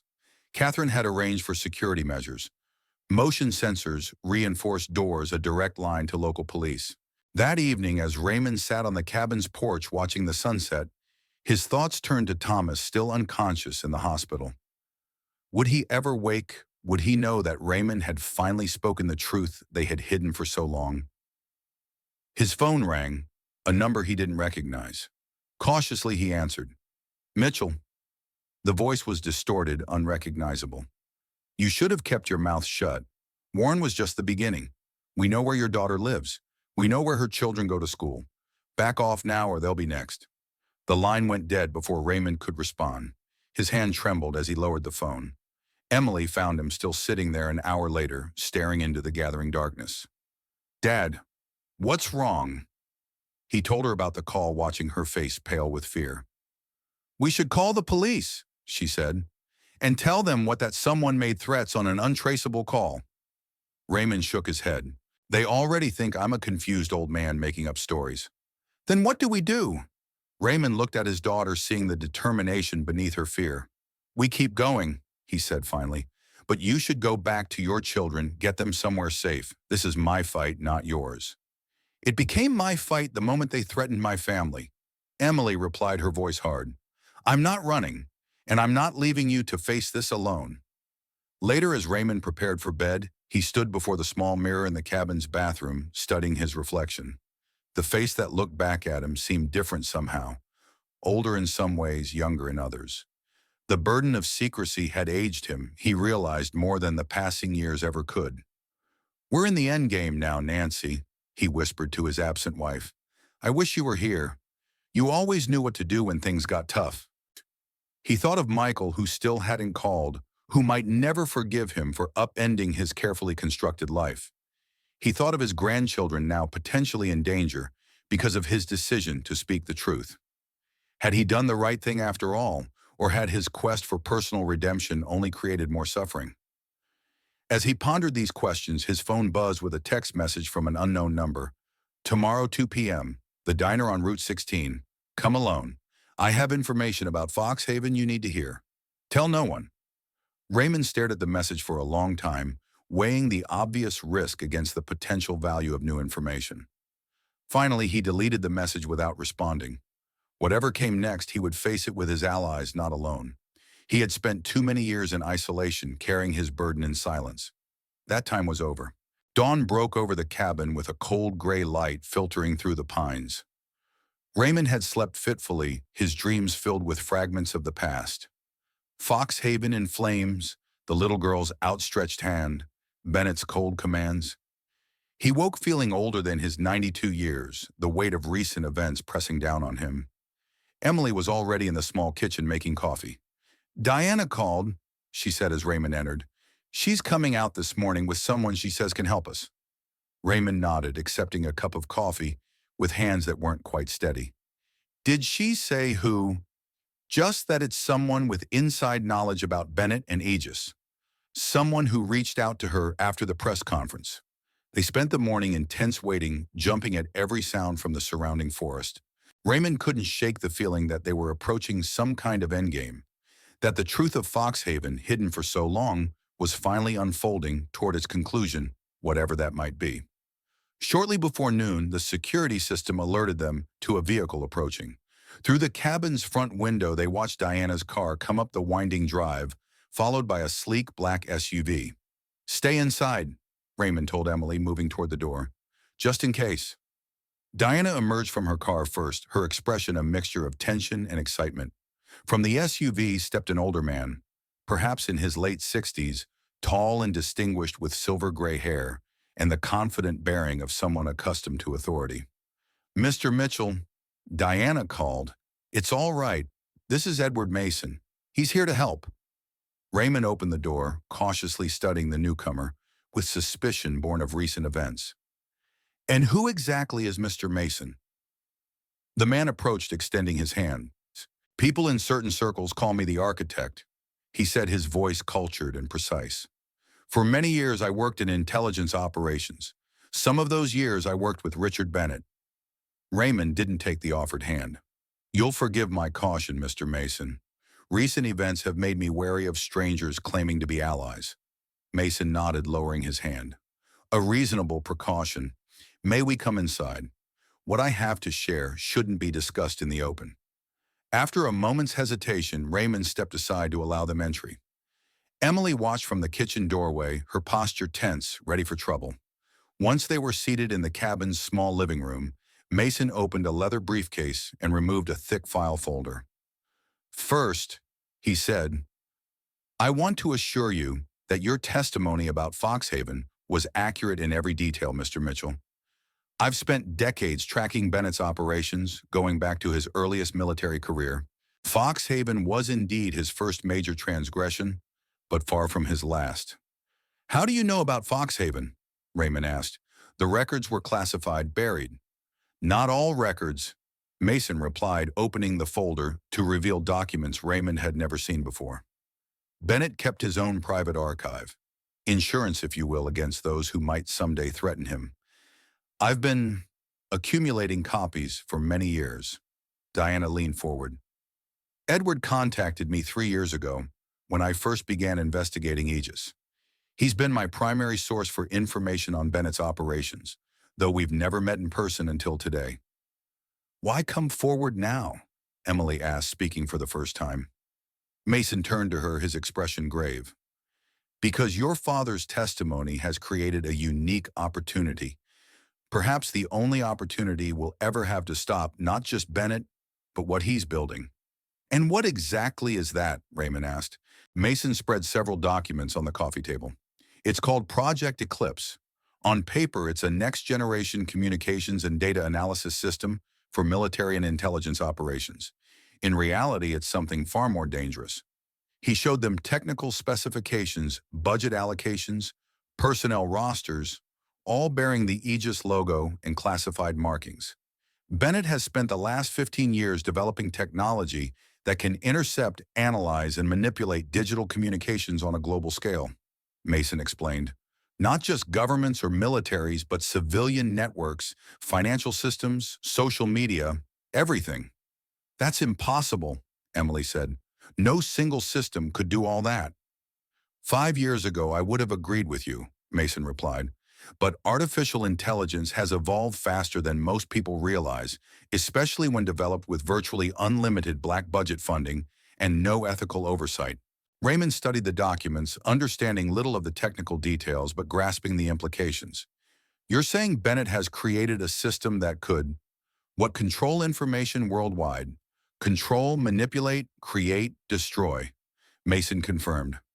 Imagine being able to trigger stock market crashes with false data, influence elections by spreading perfectly targeted misinformation, even provoke conflicts between nations through fabricated intelligence, all while making the manipulations untraceable, Diana added. And Project Eclipse is nearly operational. The final phase is scheduled for implementation within weeks. Raymond sat back, trying to absorb the magnitude of what they were describing. And this is connected to Foxhaven how? Bennett's career has followed a consistent pattern, Mason explained. He creates problems, then positions himself to provide the solutions, always increasing his power and influence in the process. Foxhaven was his first experiment with this approach. He falsified intelligence about a communications hub, used that to justify an operation, then leveraged the successful mission to advance his career. But people died, Raymond said, his voice hollow. Yes, Mason agreed grimly. People always die in Bennett's calculations. They're simply collateral damage to him, acceptable losses for what he considers the greater good. Which is what exactly? Emily asked. What does he want? Control, Mason said simply. Bennett believes that democracy is inefficient, that ordinary people can't be trusted to make the right decisions. He sees himself as a necessary guardian, shaping the world from the shadows. Raymond studied Mason's face, sensing there was more to the story than he was revealing. And you, Mr. Mason? What's your role in all this? A shadow passed over Mason's features. I helped build the early versions of what became Eclipse. I believed we were creating a system to protect national security, to identify threats before they materialized. When I realized Bennett's true intentions, I left, taking as much documentation as I could. And now, Raymond pressed. Now I want to stop him, Mason said firmly. Your testimony about Foxhaven has created the first real crack in Bennett's armor. Public attention is focused on him. If we can expose Project Eclipse now before it goes fully operational, we might be able to shut it down. Diana added, we need your help, Mr. Mitchell. Your story has given us an opening, but we need more. We need to access the core servers at Aegis headquarters, where the Eclipse control systems are housed. Raymond laughed bitterly. And how exactly is a 92-year-old man supposed to help with that? You have something Bennett doesn't expect, Mason replied. Allies who believe in you. And there's someone else who might be willing to help us. Someone with access to Aegis systems. Who? Emily asked. Mason looked at Raymond. Your son, Michael. Raymond felt as if he'd been struck. Michael wants nothing to do with this. He made that very clear. He works for Sentinel Corporation, Mason said. They're a primary contractor for Aegis with high-level access to their systems. If he could be persuaded to help, he won't, Raymond said firmly. He believes I've already destroyed his career. He won't risk what's left of it. Mason nodded, accepting this assessment. Then we'll find another way. But time is short. Once Eclipse is fully operational, stopping it becomes nearly impossible. As they continued discussing options, Raymond found himself watching Mason carefully. There was something about the man, a certain calculation in his eyes perhaps, that didn't quite align with his stated motivations. Raymond had seen enough of war and deception to recognize when someone wasn't telling the whole truth. Yet they needed allies, and Mason clearly had knowledge and resources they lacked. For now, Raymond decided they would work together, but cautiously with eyes wide open. "What's our next step?" he asked finally. Mason closed his briefcase. "We need to gather more concrete evidence about Eclipse, something so compelling that even Bennett's political allies can't ignore it. I have contacts who can help us access the Aegis facility, but we'll need a detailed plan. And we need to ensure your safety," Diana added, looking at Raymond and Emily. "Bennett's people are still looking for you. The threat is very real." As Mason and Diana prepared to leave, Raymond walked them to the door. "One more question, Mr. Mason," he said quietly. "Why did you really come forward now, after all these years?" Mason held Raymond's gaze for a long moment. "Let's just say I have my own regrets, Mr. Mitchell. My own ghosts. Perhaps like you, I'm seeking a measure of redemption before the end." After they departed, Emily turned to her father. "Do you trust him?" Raymond watched the vehicles disappear down the forest road. "Not entirely, but he knows things we need to know. For now, that's enough." Later that evening, as Raymond sat on the cabin's porch, watching darkness settle over the forest, his phone rang. The screen showed a number he didn't recognize.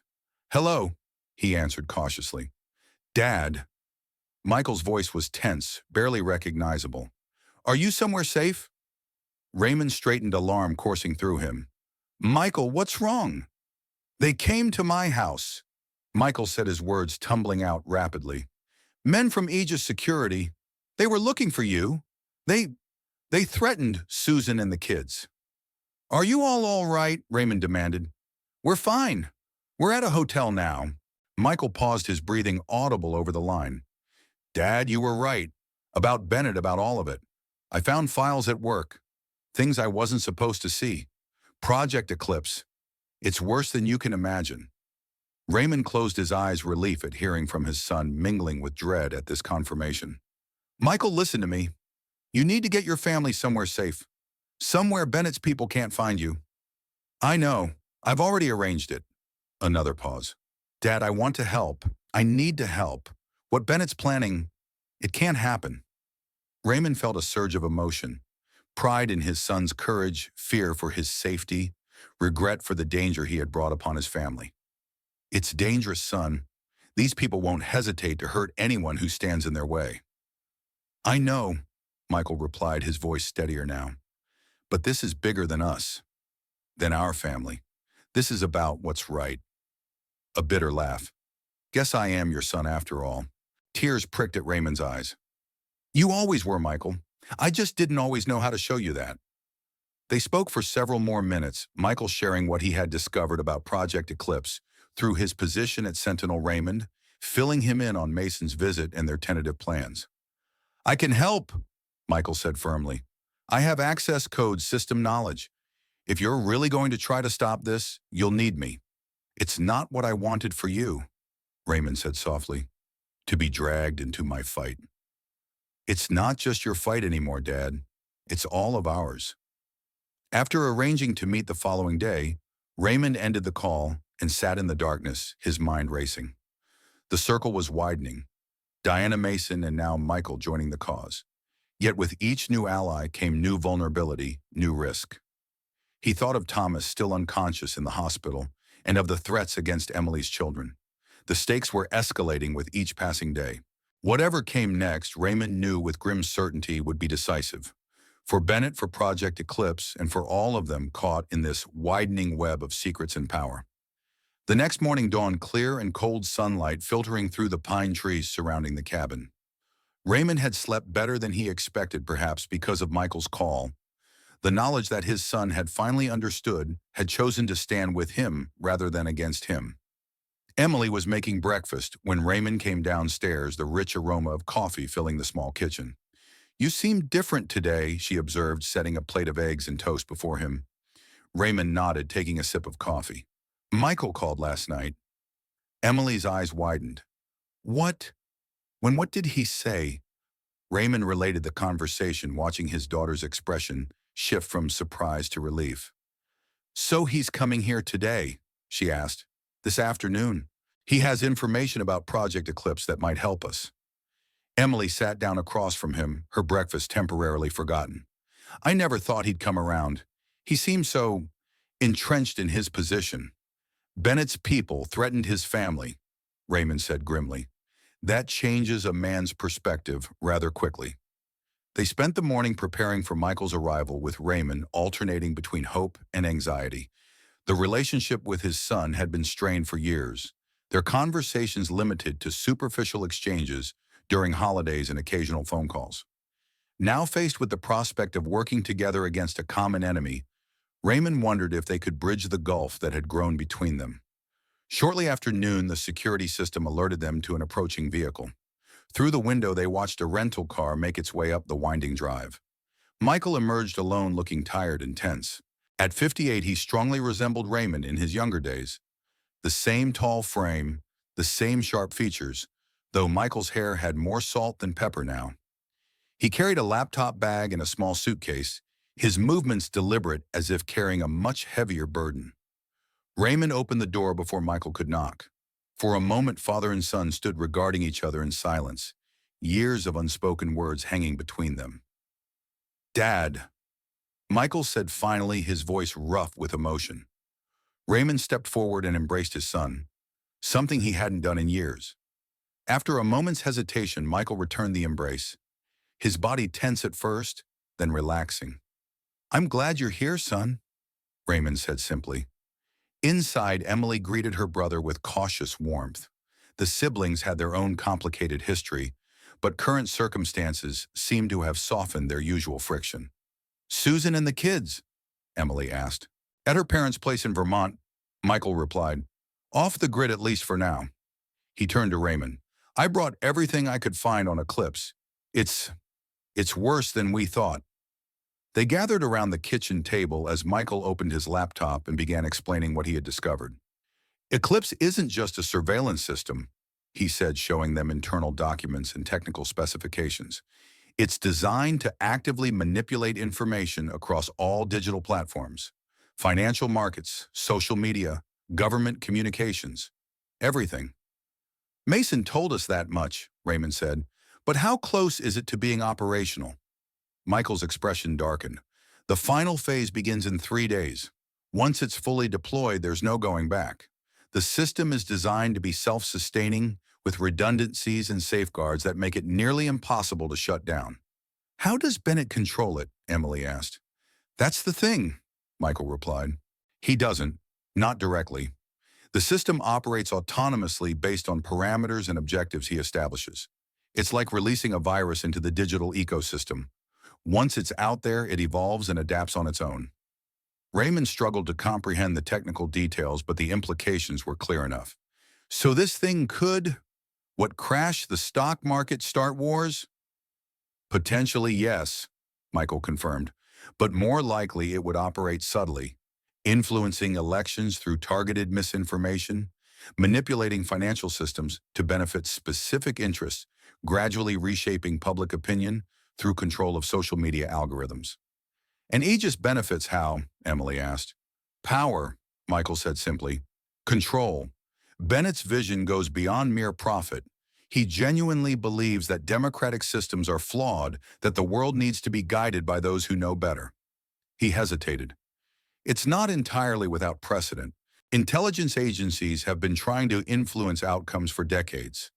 Eclipse just industrializes the process." Raymond shook his head slowly. "And it all started with Foxhaven. Bennett falsifying intelligence to justify an operation regardless of the human cost. The pattern was established right from the beginning." A heavy silence fell over the kitchen as they each contemplated the magnitude of what they were facing. "Can it be stopped?" Raymond finally asked. Michael ran a hand through his hair, a gesture so like Raymond's own that it startled him. Maybe. The core control systems are housed in a secure server facility beneath Aegis headquarters. If we could access those servers directly, we might be able to introduce a virus that would disable the system before final deployment. And how exactly do we do that? Emily asked skeptically. Walk into Aegis headquarters and ask to visit their secret underground server room. Actually, Michael said, I might be able to get us in. Sentinel has access credentials for maintenance and system updates. It wouldn't get us all the way to the core servers, but it would get us in the building. Raymond studied his son's face, seeing determination there, but also fear. This isn't your fight, Michael. You've already risked enough by bringing us this information. Michael met his father's gaze steadily. With all due respect, Dad, that's not your decision to make. I've been part of this system working for companies that support what Bennett is building. I didn't know the full extent of it, but I was there. I have a responsibility to help stop it. Raymond felt a surge of pride mingled with apprehension. His son had found his moral compass, but the path it pointed to was fraught with danger. We should contact Diana and Mason, Emily suggested. If we're really going to try this, we'll need all the help we can get. As Emily made the calls, Raymond and Michael moved to the cabin's small living room, sitting across from each other in worn armchairs. I owe you an apology, Michael said after a moment of silence, for not believing you, for the things I said. Raymond shook his head. You were protecting your family, your career. I understand that. No, Michael insisted. It was more than that. I've spent years resenting you for being distant when we were growing up, for never talking about the war, about what happened to you over there. I thought you didn't trust us enough to share that part of yourself. Raymond felt a familiar ache in his chest, the pain of recognition of regret for paths not taken. I thought I was protecting you and your sister from the darkness I carried, but maybe I was just protecting myself from having to face it. When I saw those files, when I realized what Bennett had done, what he was still doing, Michael's voice grew rough. I finally understood what you've been carrying all these years, and I'm sorry it took me so long to see it. Raymond reached across the space between them, placing his weathered hand over his son's. We're here now. That's what matters. They sat together in silence, the weight of unspoken years between them, lightening just a little, making space for something new to grow in its place. Not forgetting the past, but finding a way forward through it. Emily returned her expression tense. Diana and Mason are on their way. They're bringing someone named Nathan Lawrence. Apparently, he's a cybersecurity expert. I know Nathan, Michael said, surprising them both. He consulted for Sentinel a few years ago. He's good. One of the best. As they waited, Raymond couldn't help but marvel at the strange turns his life had taken. 2 weeks ago, he had been a forgotten old man living quietly with his memories and regrets. Now he sat with his children planning an operation against one of the most powerful men in the country. For the first time in decades, he felt truly alive. Terrified, yes, but alive in a way he hadn't been since the war. There was purpose again, a clear moral imperative that cut through the fog of everyday existence. Whatever happened next, Raymond knew he would face it with his family beside him. No longer hiding from the truth, but confronting it together. Diana and Mason arrived an hour later, accompanied by Nathan Lawrence, a wiry man in his early 60s with alert eyes and a no-nonsense demeanor. Raymond recognized in him the quiet competence of someone who had seen combat, the economy of movement, the constant awareness of surroundings. Mr. Mitchell, Nathan said, shaking Raymond's hand firmly. An honor to meet you, sir. I served with your son in the First Gulf War. Introductions complete, they gathered around the kitchen table, which had become their de facto command center. Michael shared what he had discovered about Project Eclipse with Nathan, occasionally interjecting technical clarifications. The window of opportunity is narrow, Mason observed when Michael had finished. 3 days until final deployment. Once that happens, Eclipse becomes self-sustaining and nearly impossible to disable. So we need to act now, Diana said, before Bennett can fully activate the system. Nathan studied the technical schematics Michael had brought. The core processors are housed in a secure facility 3 levels below the main Aegis building. Biometric security arm guards the works. Getting in won't be easy. That's where I come in, Michael said. Sentinel has maintenance access. I can get us through the main security checkpoints, but not all the way to the core facility. And once we're in, Emily asked, what exactly is the plan? Nathan opened his own laptop. I've developed a virus specifically designed to target Eclipse's architecture. If we can upload it directly to the core system, it should disable the autonomous functions and expose the underlying code, including Bennett's true objectives for the project, which would provide the evidence we need to bring him down. Diana added, concrete proof of his intentions to manipulate global information systems? Raymond listened carefully, acutely aware of his limitations in this technologically driven operation. What role do you see for me in all this? He asked. I'm not exactly cut out for covert infiltration these days. Mason turned to him, his expression thoughtful. You're the moral center of this operation, Mr. Mitchell, the one who started it all by speaking the truth about Foxhaven. But beyond that symbolic role, you might be our most valuable asset. How so? Raymond asked skeptically. Bennett is obsessed with you, Mason explained. You're the loose end he could never tie up the witness he couldn't silence. If you were to request a meeting with him, ostensibly to discuss a settlement perhaps, it could provide the distraction we need while the technical team accesses the core facility. Raymond considered this. He'd never agree to meet me directly. Not now. Perhaps not, Mason conceded, but he might send representatives. Even that would create disruption, pull security resources away from other areas. It's too dangerous, Emily objected. Bennett's people have already tried to silence Dad once. Putting him directly in their path is asking for trouble. I agree, Michael added. There must be another way to create a diversion. Raymond raised a hand to quiet them. It's a reasonable strategy. Bennett sees me as a threat. Using that to our advantage makes sense. Dad, no, Emily insisted.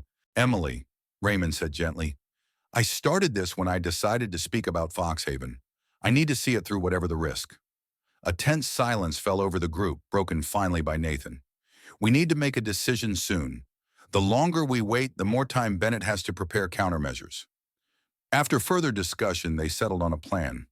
Michael would use his Sentinel credentials to get a small team, himself, Nathan, and Diana, into the Aegis building under the pretense of a scheduled system maintenance check. Once inside, they would attempt to access the core facility and upload Nathan's virus to the Eclipse system. Simultaneously, Raymond would request a meeting with Bennett, creating a diversion that might thin security around the server facility. Mason would coordinate from outside, maintaining communications and ready to alert authorities if things went wrong. Emily, despite her protest, would remain at a safe distance, serving as their backup contact if the primary team was compromised. We move tomorrow, Mason decided. The sooner we act, the less time Bennett has to anticipate our moves. As the others delved into technical details, Raymond stepped outside onto the cabin's porch. The afternoon sun filtered through the pines, casting long shadows across the clearing. He sat in a weathered rocking chair, feeling the weight of his years and the burden of what lay ahead. Emily joined him a few minutes later, sitting in the chair beside his. You don't have to do this, Dad, she said quietly. No one would blame you for stepping back now. Raymond smiled faintly. I would blame me, Em. I've spent 70 years living with the consequences of following orders I knew were wrong. I won't spend whatever time I have left hiding from the chance to make it right. Emily took his hand, her fingers warm against his papery skin. I'm proud of you, you know. I always have been, even when I didn't understand you. I wasn't always easy to understand, Raymond admitted. Your mother was the only one who really could see through all my walls. She'd be proud, too, Emily said, of what you're doing now. They sat together in companionable silence, watching the sun sink lower toward the horizon. Inside the cabin, the others continued, planning their voices a distant murmur. Raymond thought of Nancy, of the life they had built together, of the love that had sustained him through the darkest periods of guilt and regret. He thought of Thomas, still unconscious in the hospital, and of Henry and the others who had gone to their graves, carrying the secret of Foxhaven. Whatever happens tomorrow, he said softly, I'm grateful for this time with you and Michael, for the chance to finally be honest about who I am and what I've done. Emily squeezed his hand gently. We're not done yet, Dad. There's still a lot of living to do once this is over. Raymond nodded, though in his heart he wondered if that were true. At 92, with a lifetime of secrets finally exposed, perhaps his purpose was nearly complete. The thought brought not sadness, but a strange sense of peace. The circle closing the burden, lifting at last. As darkness fell, they returned inside to finalize preparations for the following day. The atmosphere was tense but focused, each person aware of the stakes and their role in what was to come. Before they dispersed for the night, Raymond addressed the group one final time.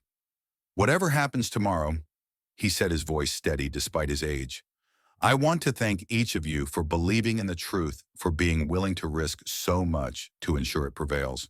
He looked at each face in turn, his children, Diana, Nathan, Mason.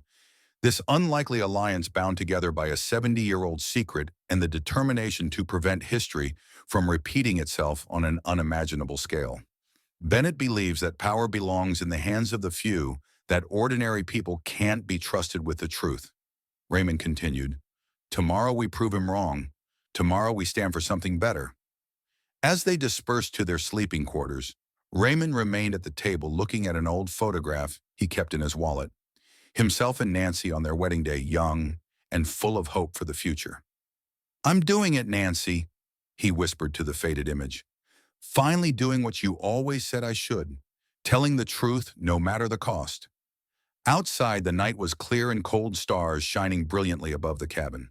Tomorrow would bring whatever it would bring. Tonight, Raymond Mitchell was at peace with himself for the first time in 70 years. The morning of the operation dawned gray and misty, the forest around the cabin shrouded in fog. Raymond woke early, his sleep having been fitful and filled with fragments of dreams. Foxhaven Bennett, the little girl who had haunted him for 70 years. The others were already gathering in the kitchen, the atmosphere tense with pre-mission anxiety.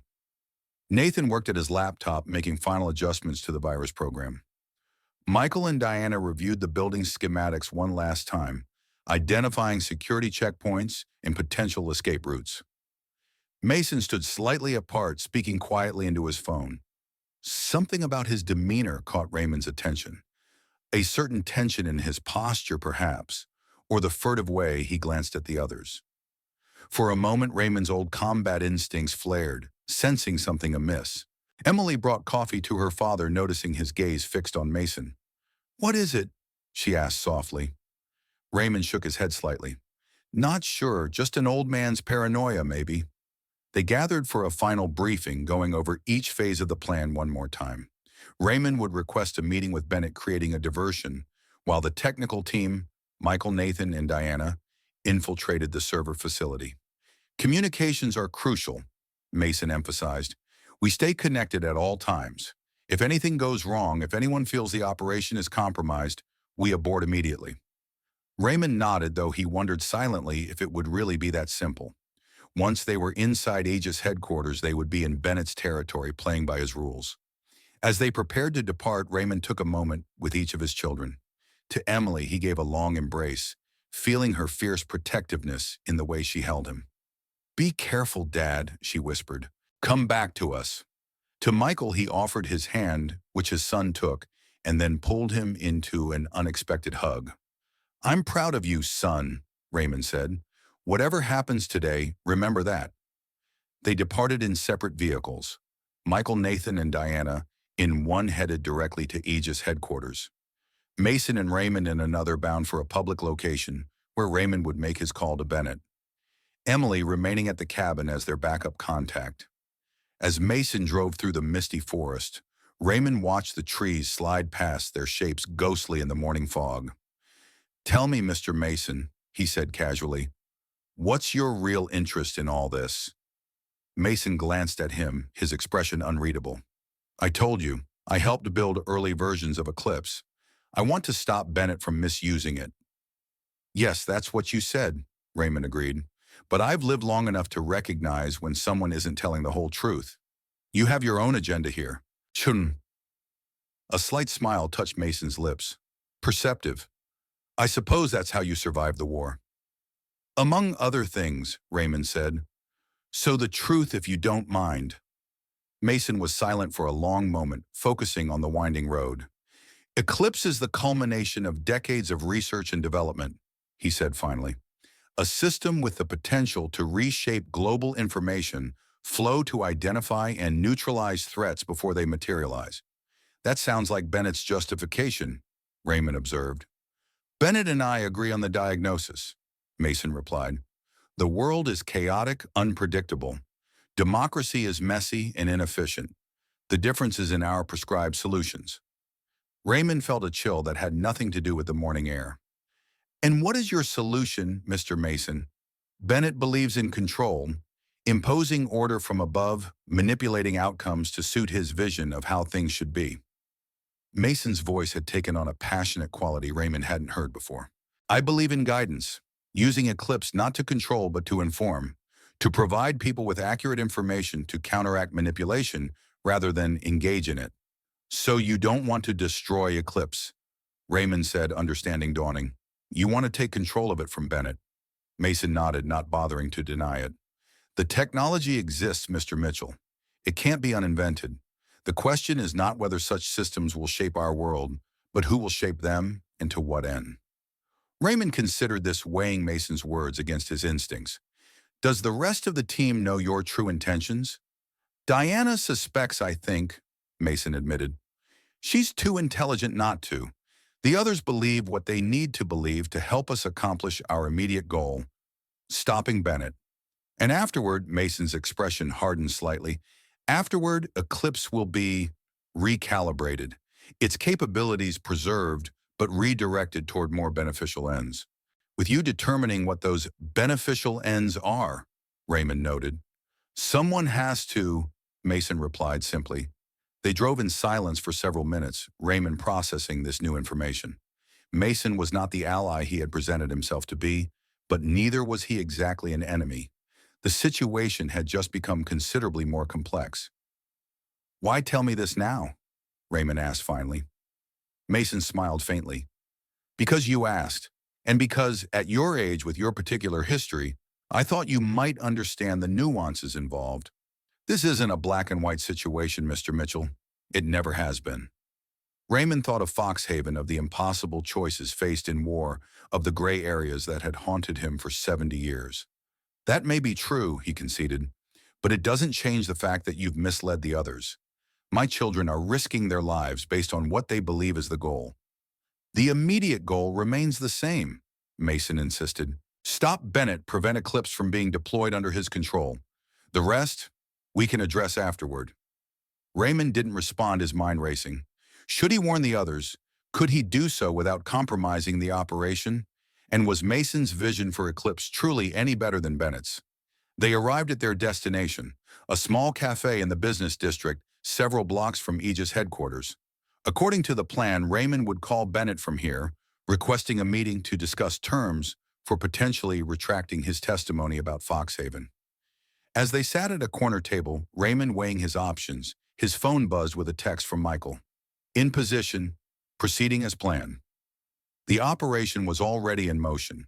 Whatever Raymond decided about Mason, he couldn't risk disrupting the team's efforts now. Bennett had to be stopped. That much was clear regardless of what came after. I'll make the call, Raymond said, picking up his phone. But this conversation isn't over, Mr. Mason. Mason nodded, his expression somewhere between respect and calculation. I wouldn't expect it to be. Raymond dialed the number Diana had provided for Bennett's office, his heart rate accelerating despite his outward calm.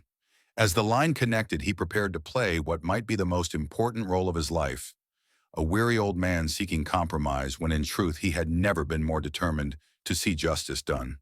Whatever Mason's true agenda might be, that would have to wait. For now, the focus remained on Bennett and the imminent threat of Project Eclipse. One battle at a time, Raymond reminded himself, one truth at a time. While Raymond created his diversion with Bennett, Michael, Nathan, and Diana approached Aegis headquarters, a gleaming glass and steel tower in downtown Washington, D.C. Michael led the way, dressed in the business attire of a Sentinel Corporation executive, with Nathan and Diana posing as technical consultants. Michael's hands were steady as he presented his credentials at the security desk, but his heart pounded against his ribs. Everything depended on his access code still working on security, not having been alerted to his potential involvement with his father. Scheduled maintenance for the Eastern server grid. Michael explained to the guard, his voice professionally neutral. Should be in your system. The guard checked his computer, then nodded. Looks good, Mr. Mitchell. Your team will need to sign in and wear visitor badges at all times. Michael felt a surge of relief as they completed the security protocols and proceeded to the elevators. First hurdle cleared, he murmured to the others. According to the plan, they would first go to the legitimate maintenance area on the 4th floor, establish their presence, then find a way to access the secure elevator that led to the sub-levels where the Eclipse core systems were housed. In the elevator, Diana checked her phone. Your father has made contact with Bennett's office. They've agreed to send representatives to meet him. Good, Michael replied. That should pull some security resources away from the building. The elevator doors opened on the 4th floor, revealing a standard corporate environment, cubicles, conference rooms, the quiet hum of computers and conversation. They proceeded to the server room where Michael signed them in with the duty technician. Just routine maintenance, he explained. Shouldn't take more than an hour or so. The technician barely looked up from his monitors. Whatever, just log your work when you're done. Asson. Once inside the server room, Michael led them to a service corridor at the back. The secure elevator is 2 floors down in the executive section, he whispered. We can use the maintenance tunnels to avoid the main hallways. They descended through service stairwells and utility corridors, Nathan consulting a small tablet with the building schematics. Security is heaviest around the executive offices, he noted. We'll need a distraction to access the secure elevator. Diana nodded, reaching into her bag. I came prepared. She removed what appeared to be a small smoke detector. This will trigger the fire alarm system on this floor only. It should create enough confusion for us to slip past security. Michael checked his watch. Let's coordinate with Mason, first make sure Dad's diversion is fully in play. He sent a text to Mason. Ready for phase 2. Status. The response came quickly. Proceed. Bennett's security team engaged. Diana placed her device in a utility closet near the executive area, setting a 5-minute timer. They positioned themselves at different points in the corridor, waiting for the alarm to activate. When it did, the effect was immediate. Flashing lights, a piercing alarm, and staff emerging from offices looking confused. Security personnel moved efficiently, directing people toward evacuation routes. In the confusion, Michael led Nathan and Diana to the secure elevator at the far end of the executive wing. He swiped his access card, holding his breath as the reader processed his credentials. The light turned green. The elevator doors slid open. We're in, Michael said, his voice tight with tension. But this card won't get us past the sub-level security. We'll need to improvise from here. They descended to the first sub-level where the elevator stopped automatically. End of the line for authorized access, Nathan murmured. Time for Plan B. Herr Krud. Nathan removed a small device from his bag, attaching it to the elevator's control panel. This should override the security protocols and allow us to access the lower levels, but it will likely trigger an alert in the security system. How long do we have once that happens? Diana asked. Minutes at most, Nathan replied. Once we're in, we need to move fast. The device blinked, then the elevator's controls unlocked. Nathan pressed the button for sublevel 3, the location of the Eclipse core servers according to the intelligence they had gathered. As the elevator descended, Michael felt a growing sense of unease. This seems too easy, he whispered. Bennett's paranoid about security. There should be more resistance. Diana nodded, her expression grim. Stay alert.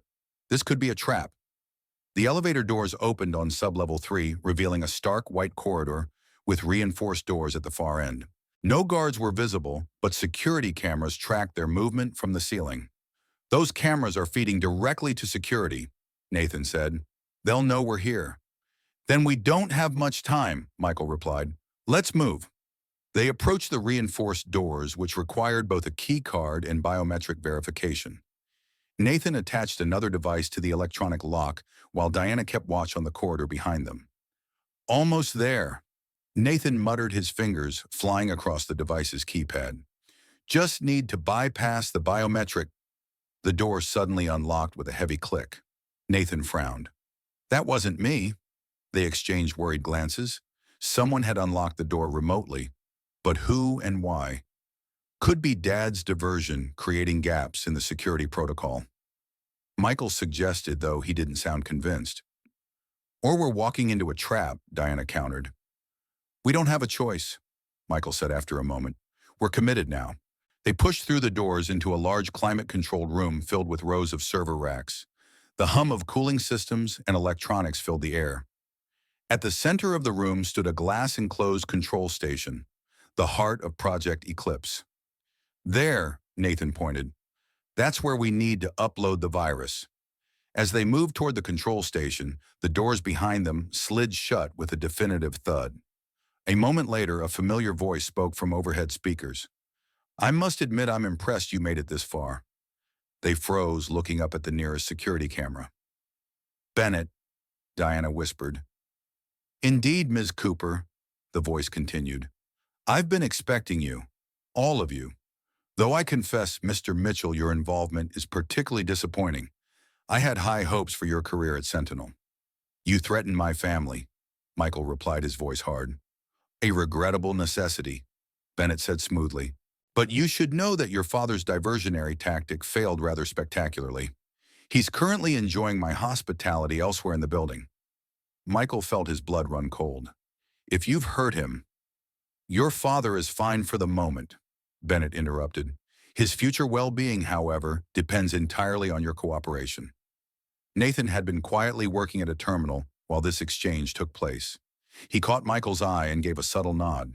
He was making progress despite the conversation. What do you want, Bennett? Diana demanded, deliberately drawing attention away from Nathan. Simply for you to understand what you're interfering with, Bennett replied. Project Eclipse isn't the villainous scheme you imagine.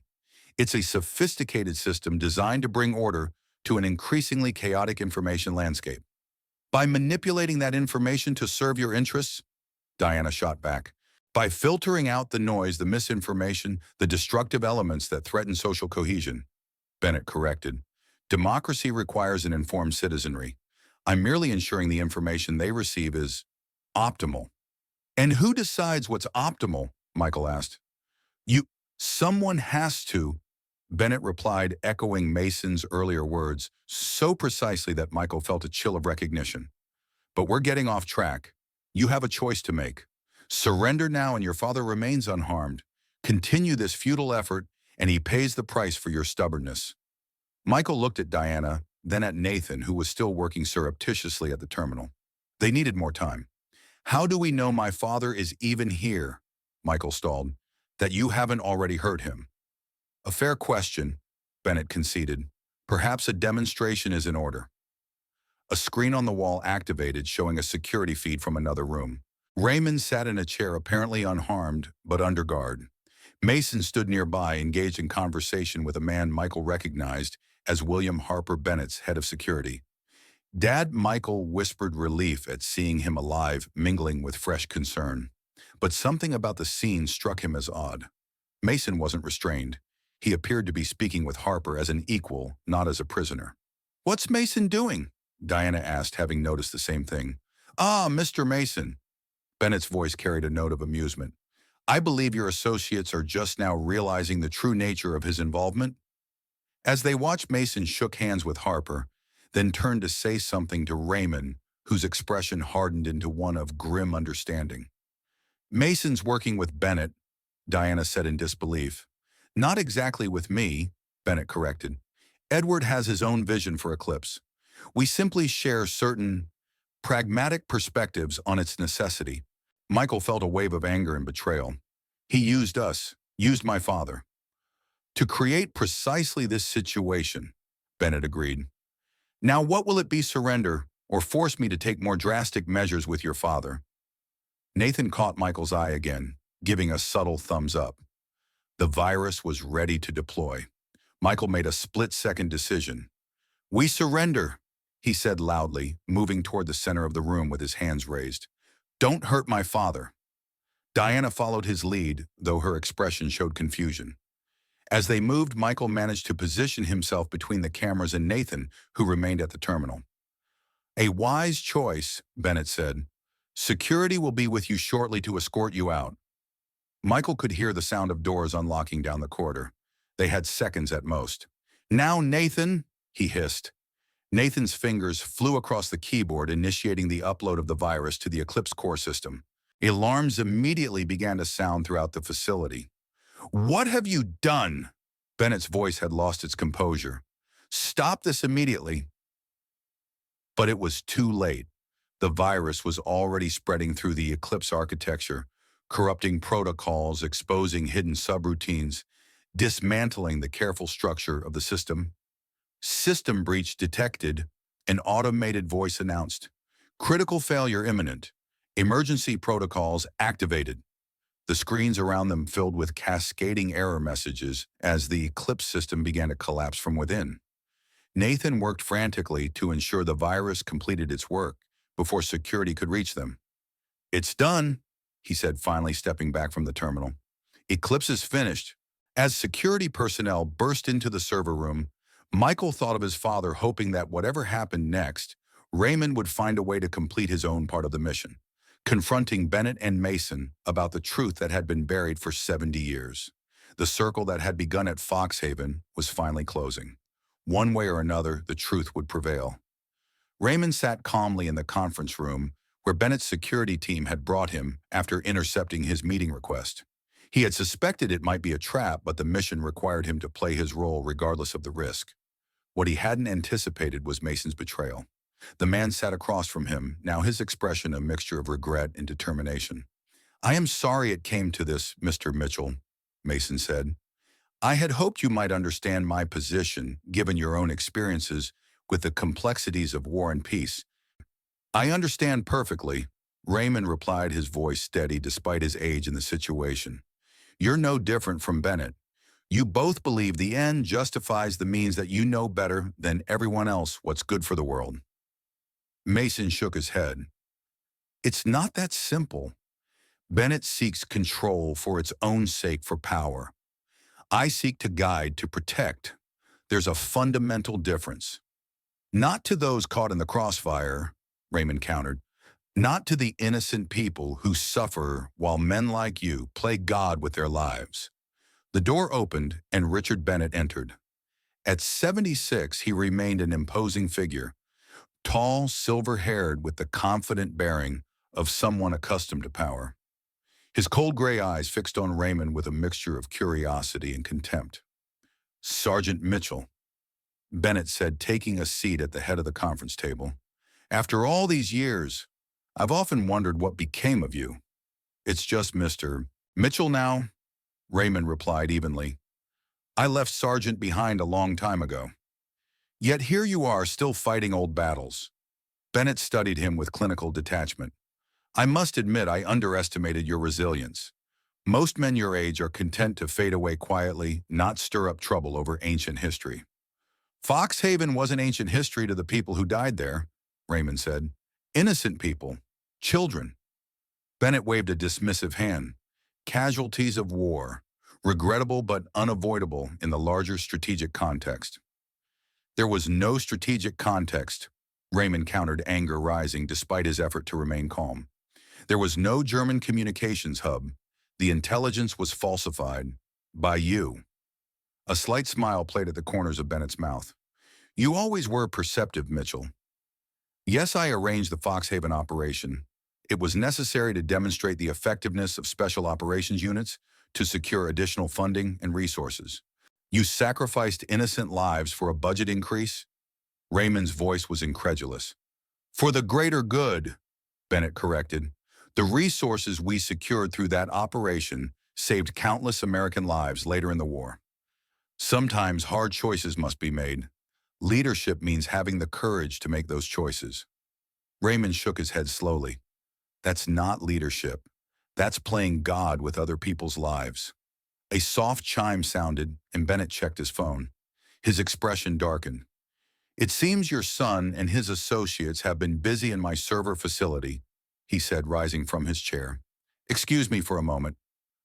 As Bennett stepped away to consult with a security officer, Mason leaned toward Raymond. "Your children are in danger," he said quietly. "Bennett won't hesitate to eliminate anyone who threatens Eclipse." "And you," Raymond challenged. Where do you stand in all this? Mason's expression was conflicted. I didn't want it to come to this. Violence was never my intention. Yet here we are, Raymond observed. You aligned yourself with a man who's shown repeatedly that he'll kill to protect his interests. Before Mason could respond, Bennett returned his face tight with controlled anger. Your son has managed to upload a virus to our system, he informed Raymond. A temporary inconvenience, but one that forces me to accelerate my timetable. He nodded to the security officers at the door. Bring them here. All of them. Minutes later, Michael, Diana, and Nathan were escorted into the conference room guarded by armed security personnel. Michael immediately moved to his father's side. Dad, are you all right? He asked urgently. Raymond nodded. I'm fine, son. You. We did it, Michael said with grim satisfaction. Eclipse is compromised. The virus exposed everything. The manipulation protocols, the target list, the planned operations. It's all being uploaded to secure servers outside Aegis control.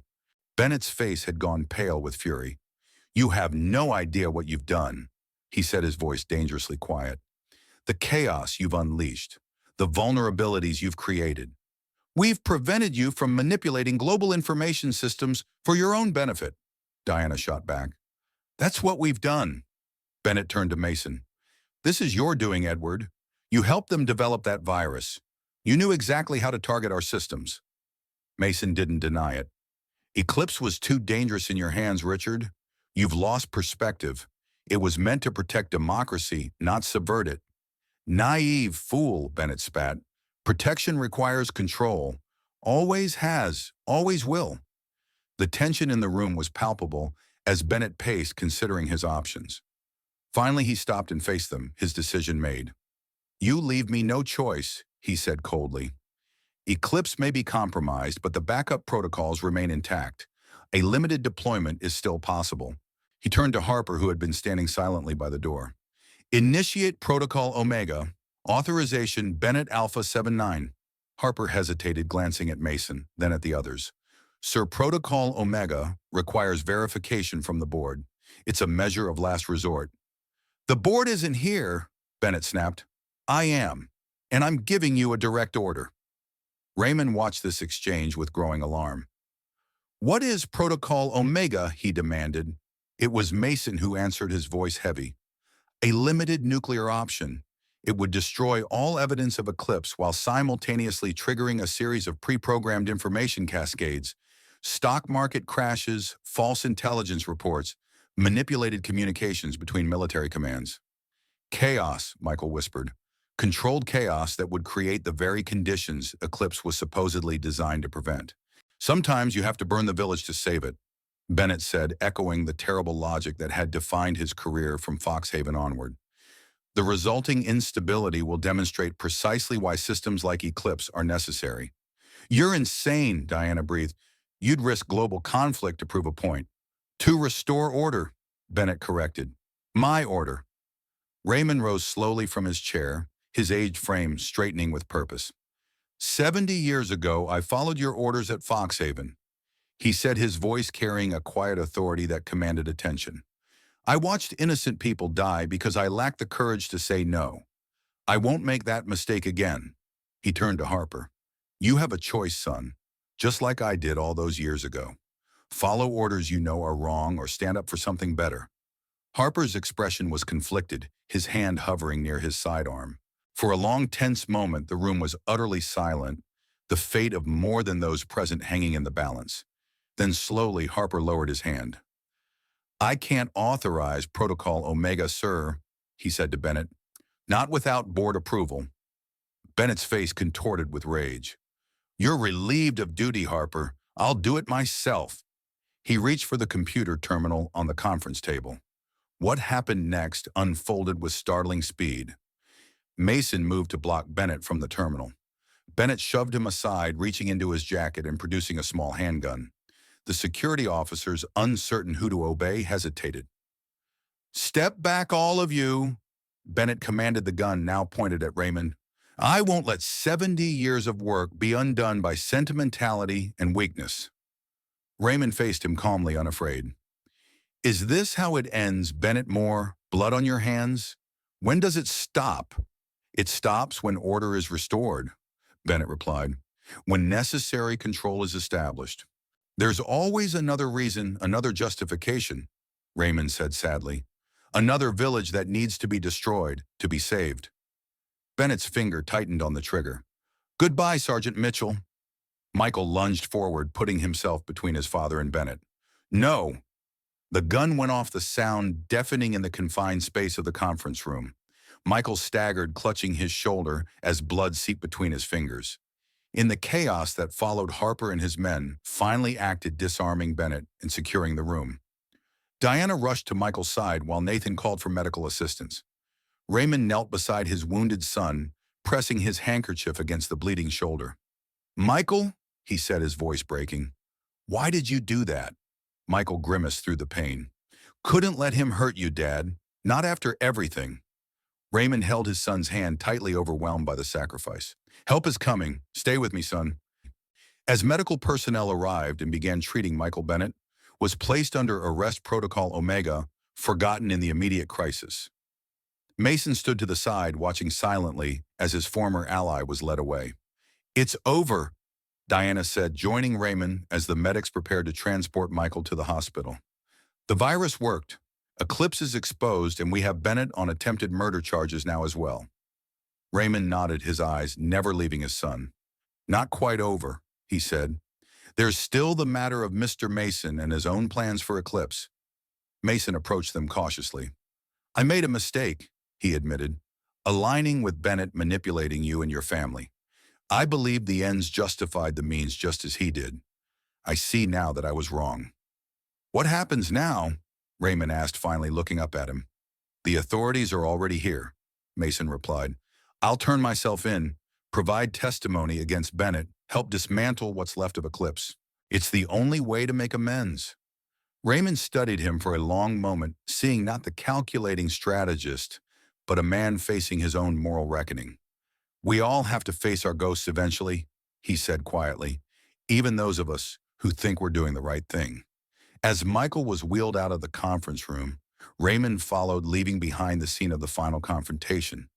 Bennett defeated Mason, chasing the truth about Foxhaven and Eclipse finally exposed to the light of day. Whatever came next would be built on that truth, not on the lies and manipulations that had defined the past 70 years. For Raymond Mitchell, that was enough. It had to be. 3 months later, Raymond sat in a comfortable chair beside Thomas Warren's hospital bed. Thomas had finally regained consciousness 2 weeks after the confrontation at Aegis headquarters, though his recovery was slow and uncertain. At 90, the trauma of the attack had taken a heavy toll on his body. They're saying Bennett might never stand trial, Thomas said, his voice weak but clear. Too many powerful friends pulling strings, calling in favors.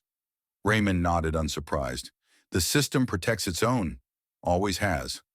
But the truth is out there now, Thomas countered. About Foxhaven, about Eclipse. That's something they can't bury again. Raymond had to agree.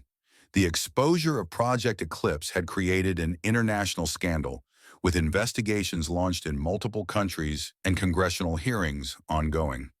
Bennett might escape formal justice, but his reputation and influence were irreparably damaged. How's your boy doing? Thomas asked. Michael's recovering well, Raymond replied. The bullet missed anything vital. He's back home with his family now. Brave thing he did, Thomas observed. Stepping in front of you like that. Raymond nodded, still emotional, when he thought about his son's sacrifice. Braver than I was at Foxhaven. Ha! Don't start that again, Thomas chided gently. We were young following orders. You did what you could trying to save that little girl. They sat in companionable silence for a while, two old soldiers who had finally completed their last mission together.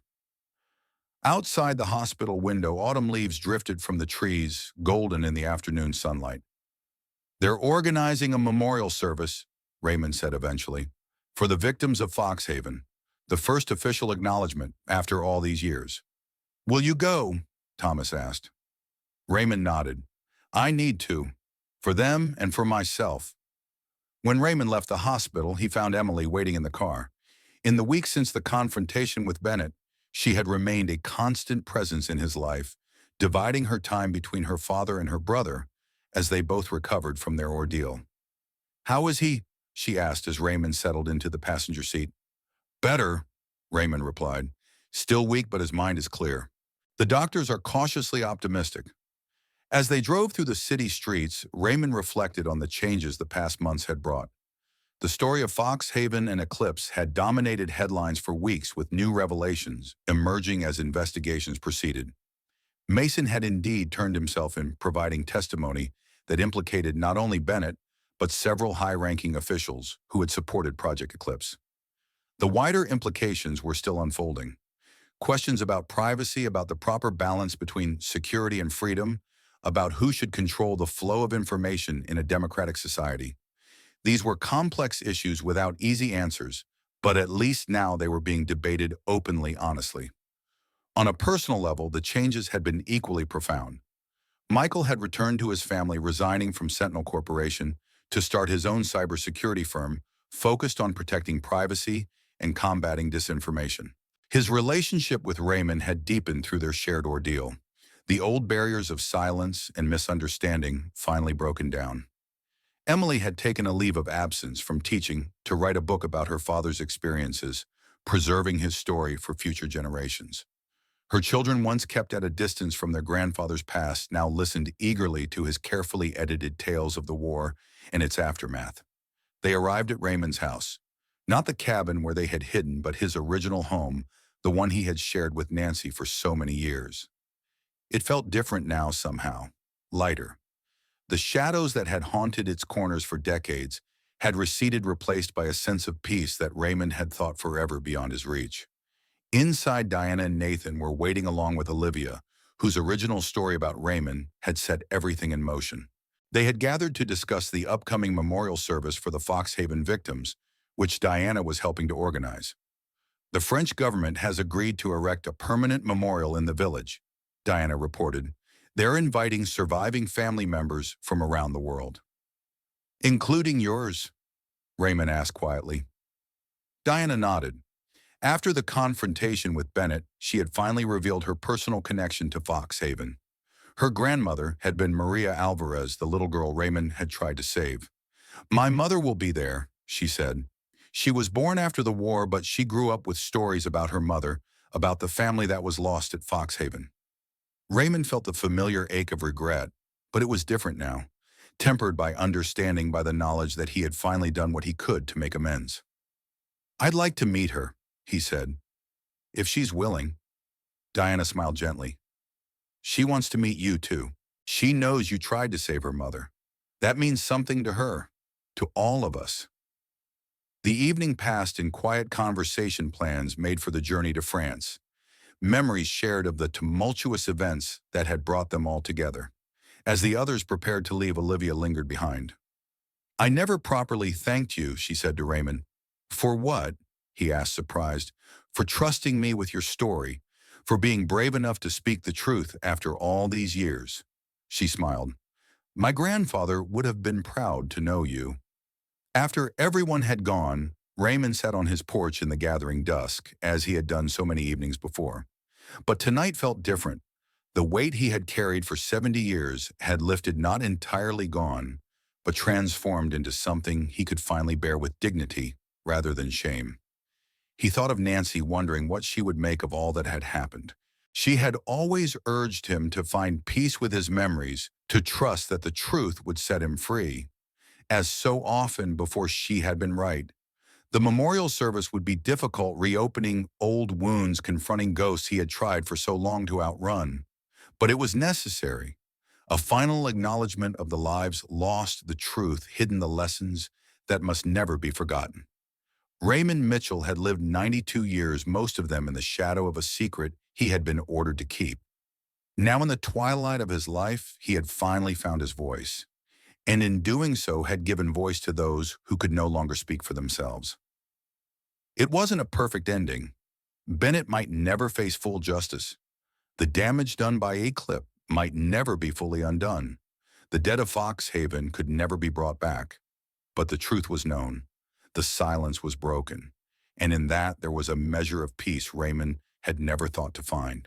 As stars began to appear in the darkening sky, Raymond whispered words meant for Nancy, for Maria Alvarez, for all those who had been part of his long journey toward this moment of reckoning and redemption.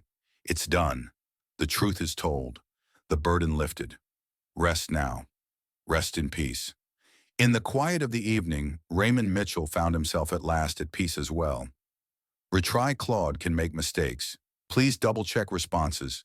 Research Beta Sonnet 3.7.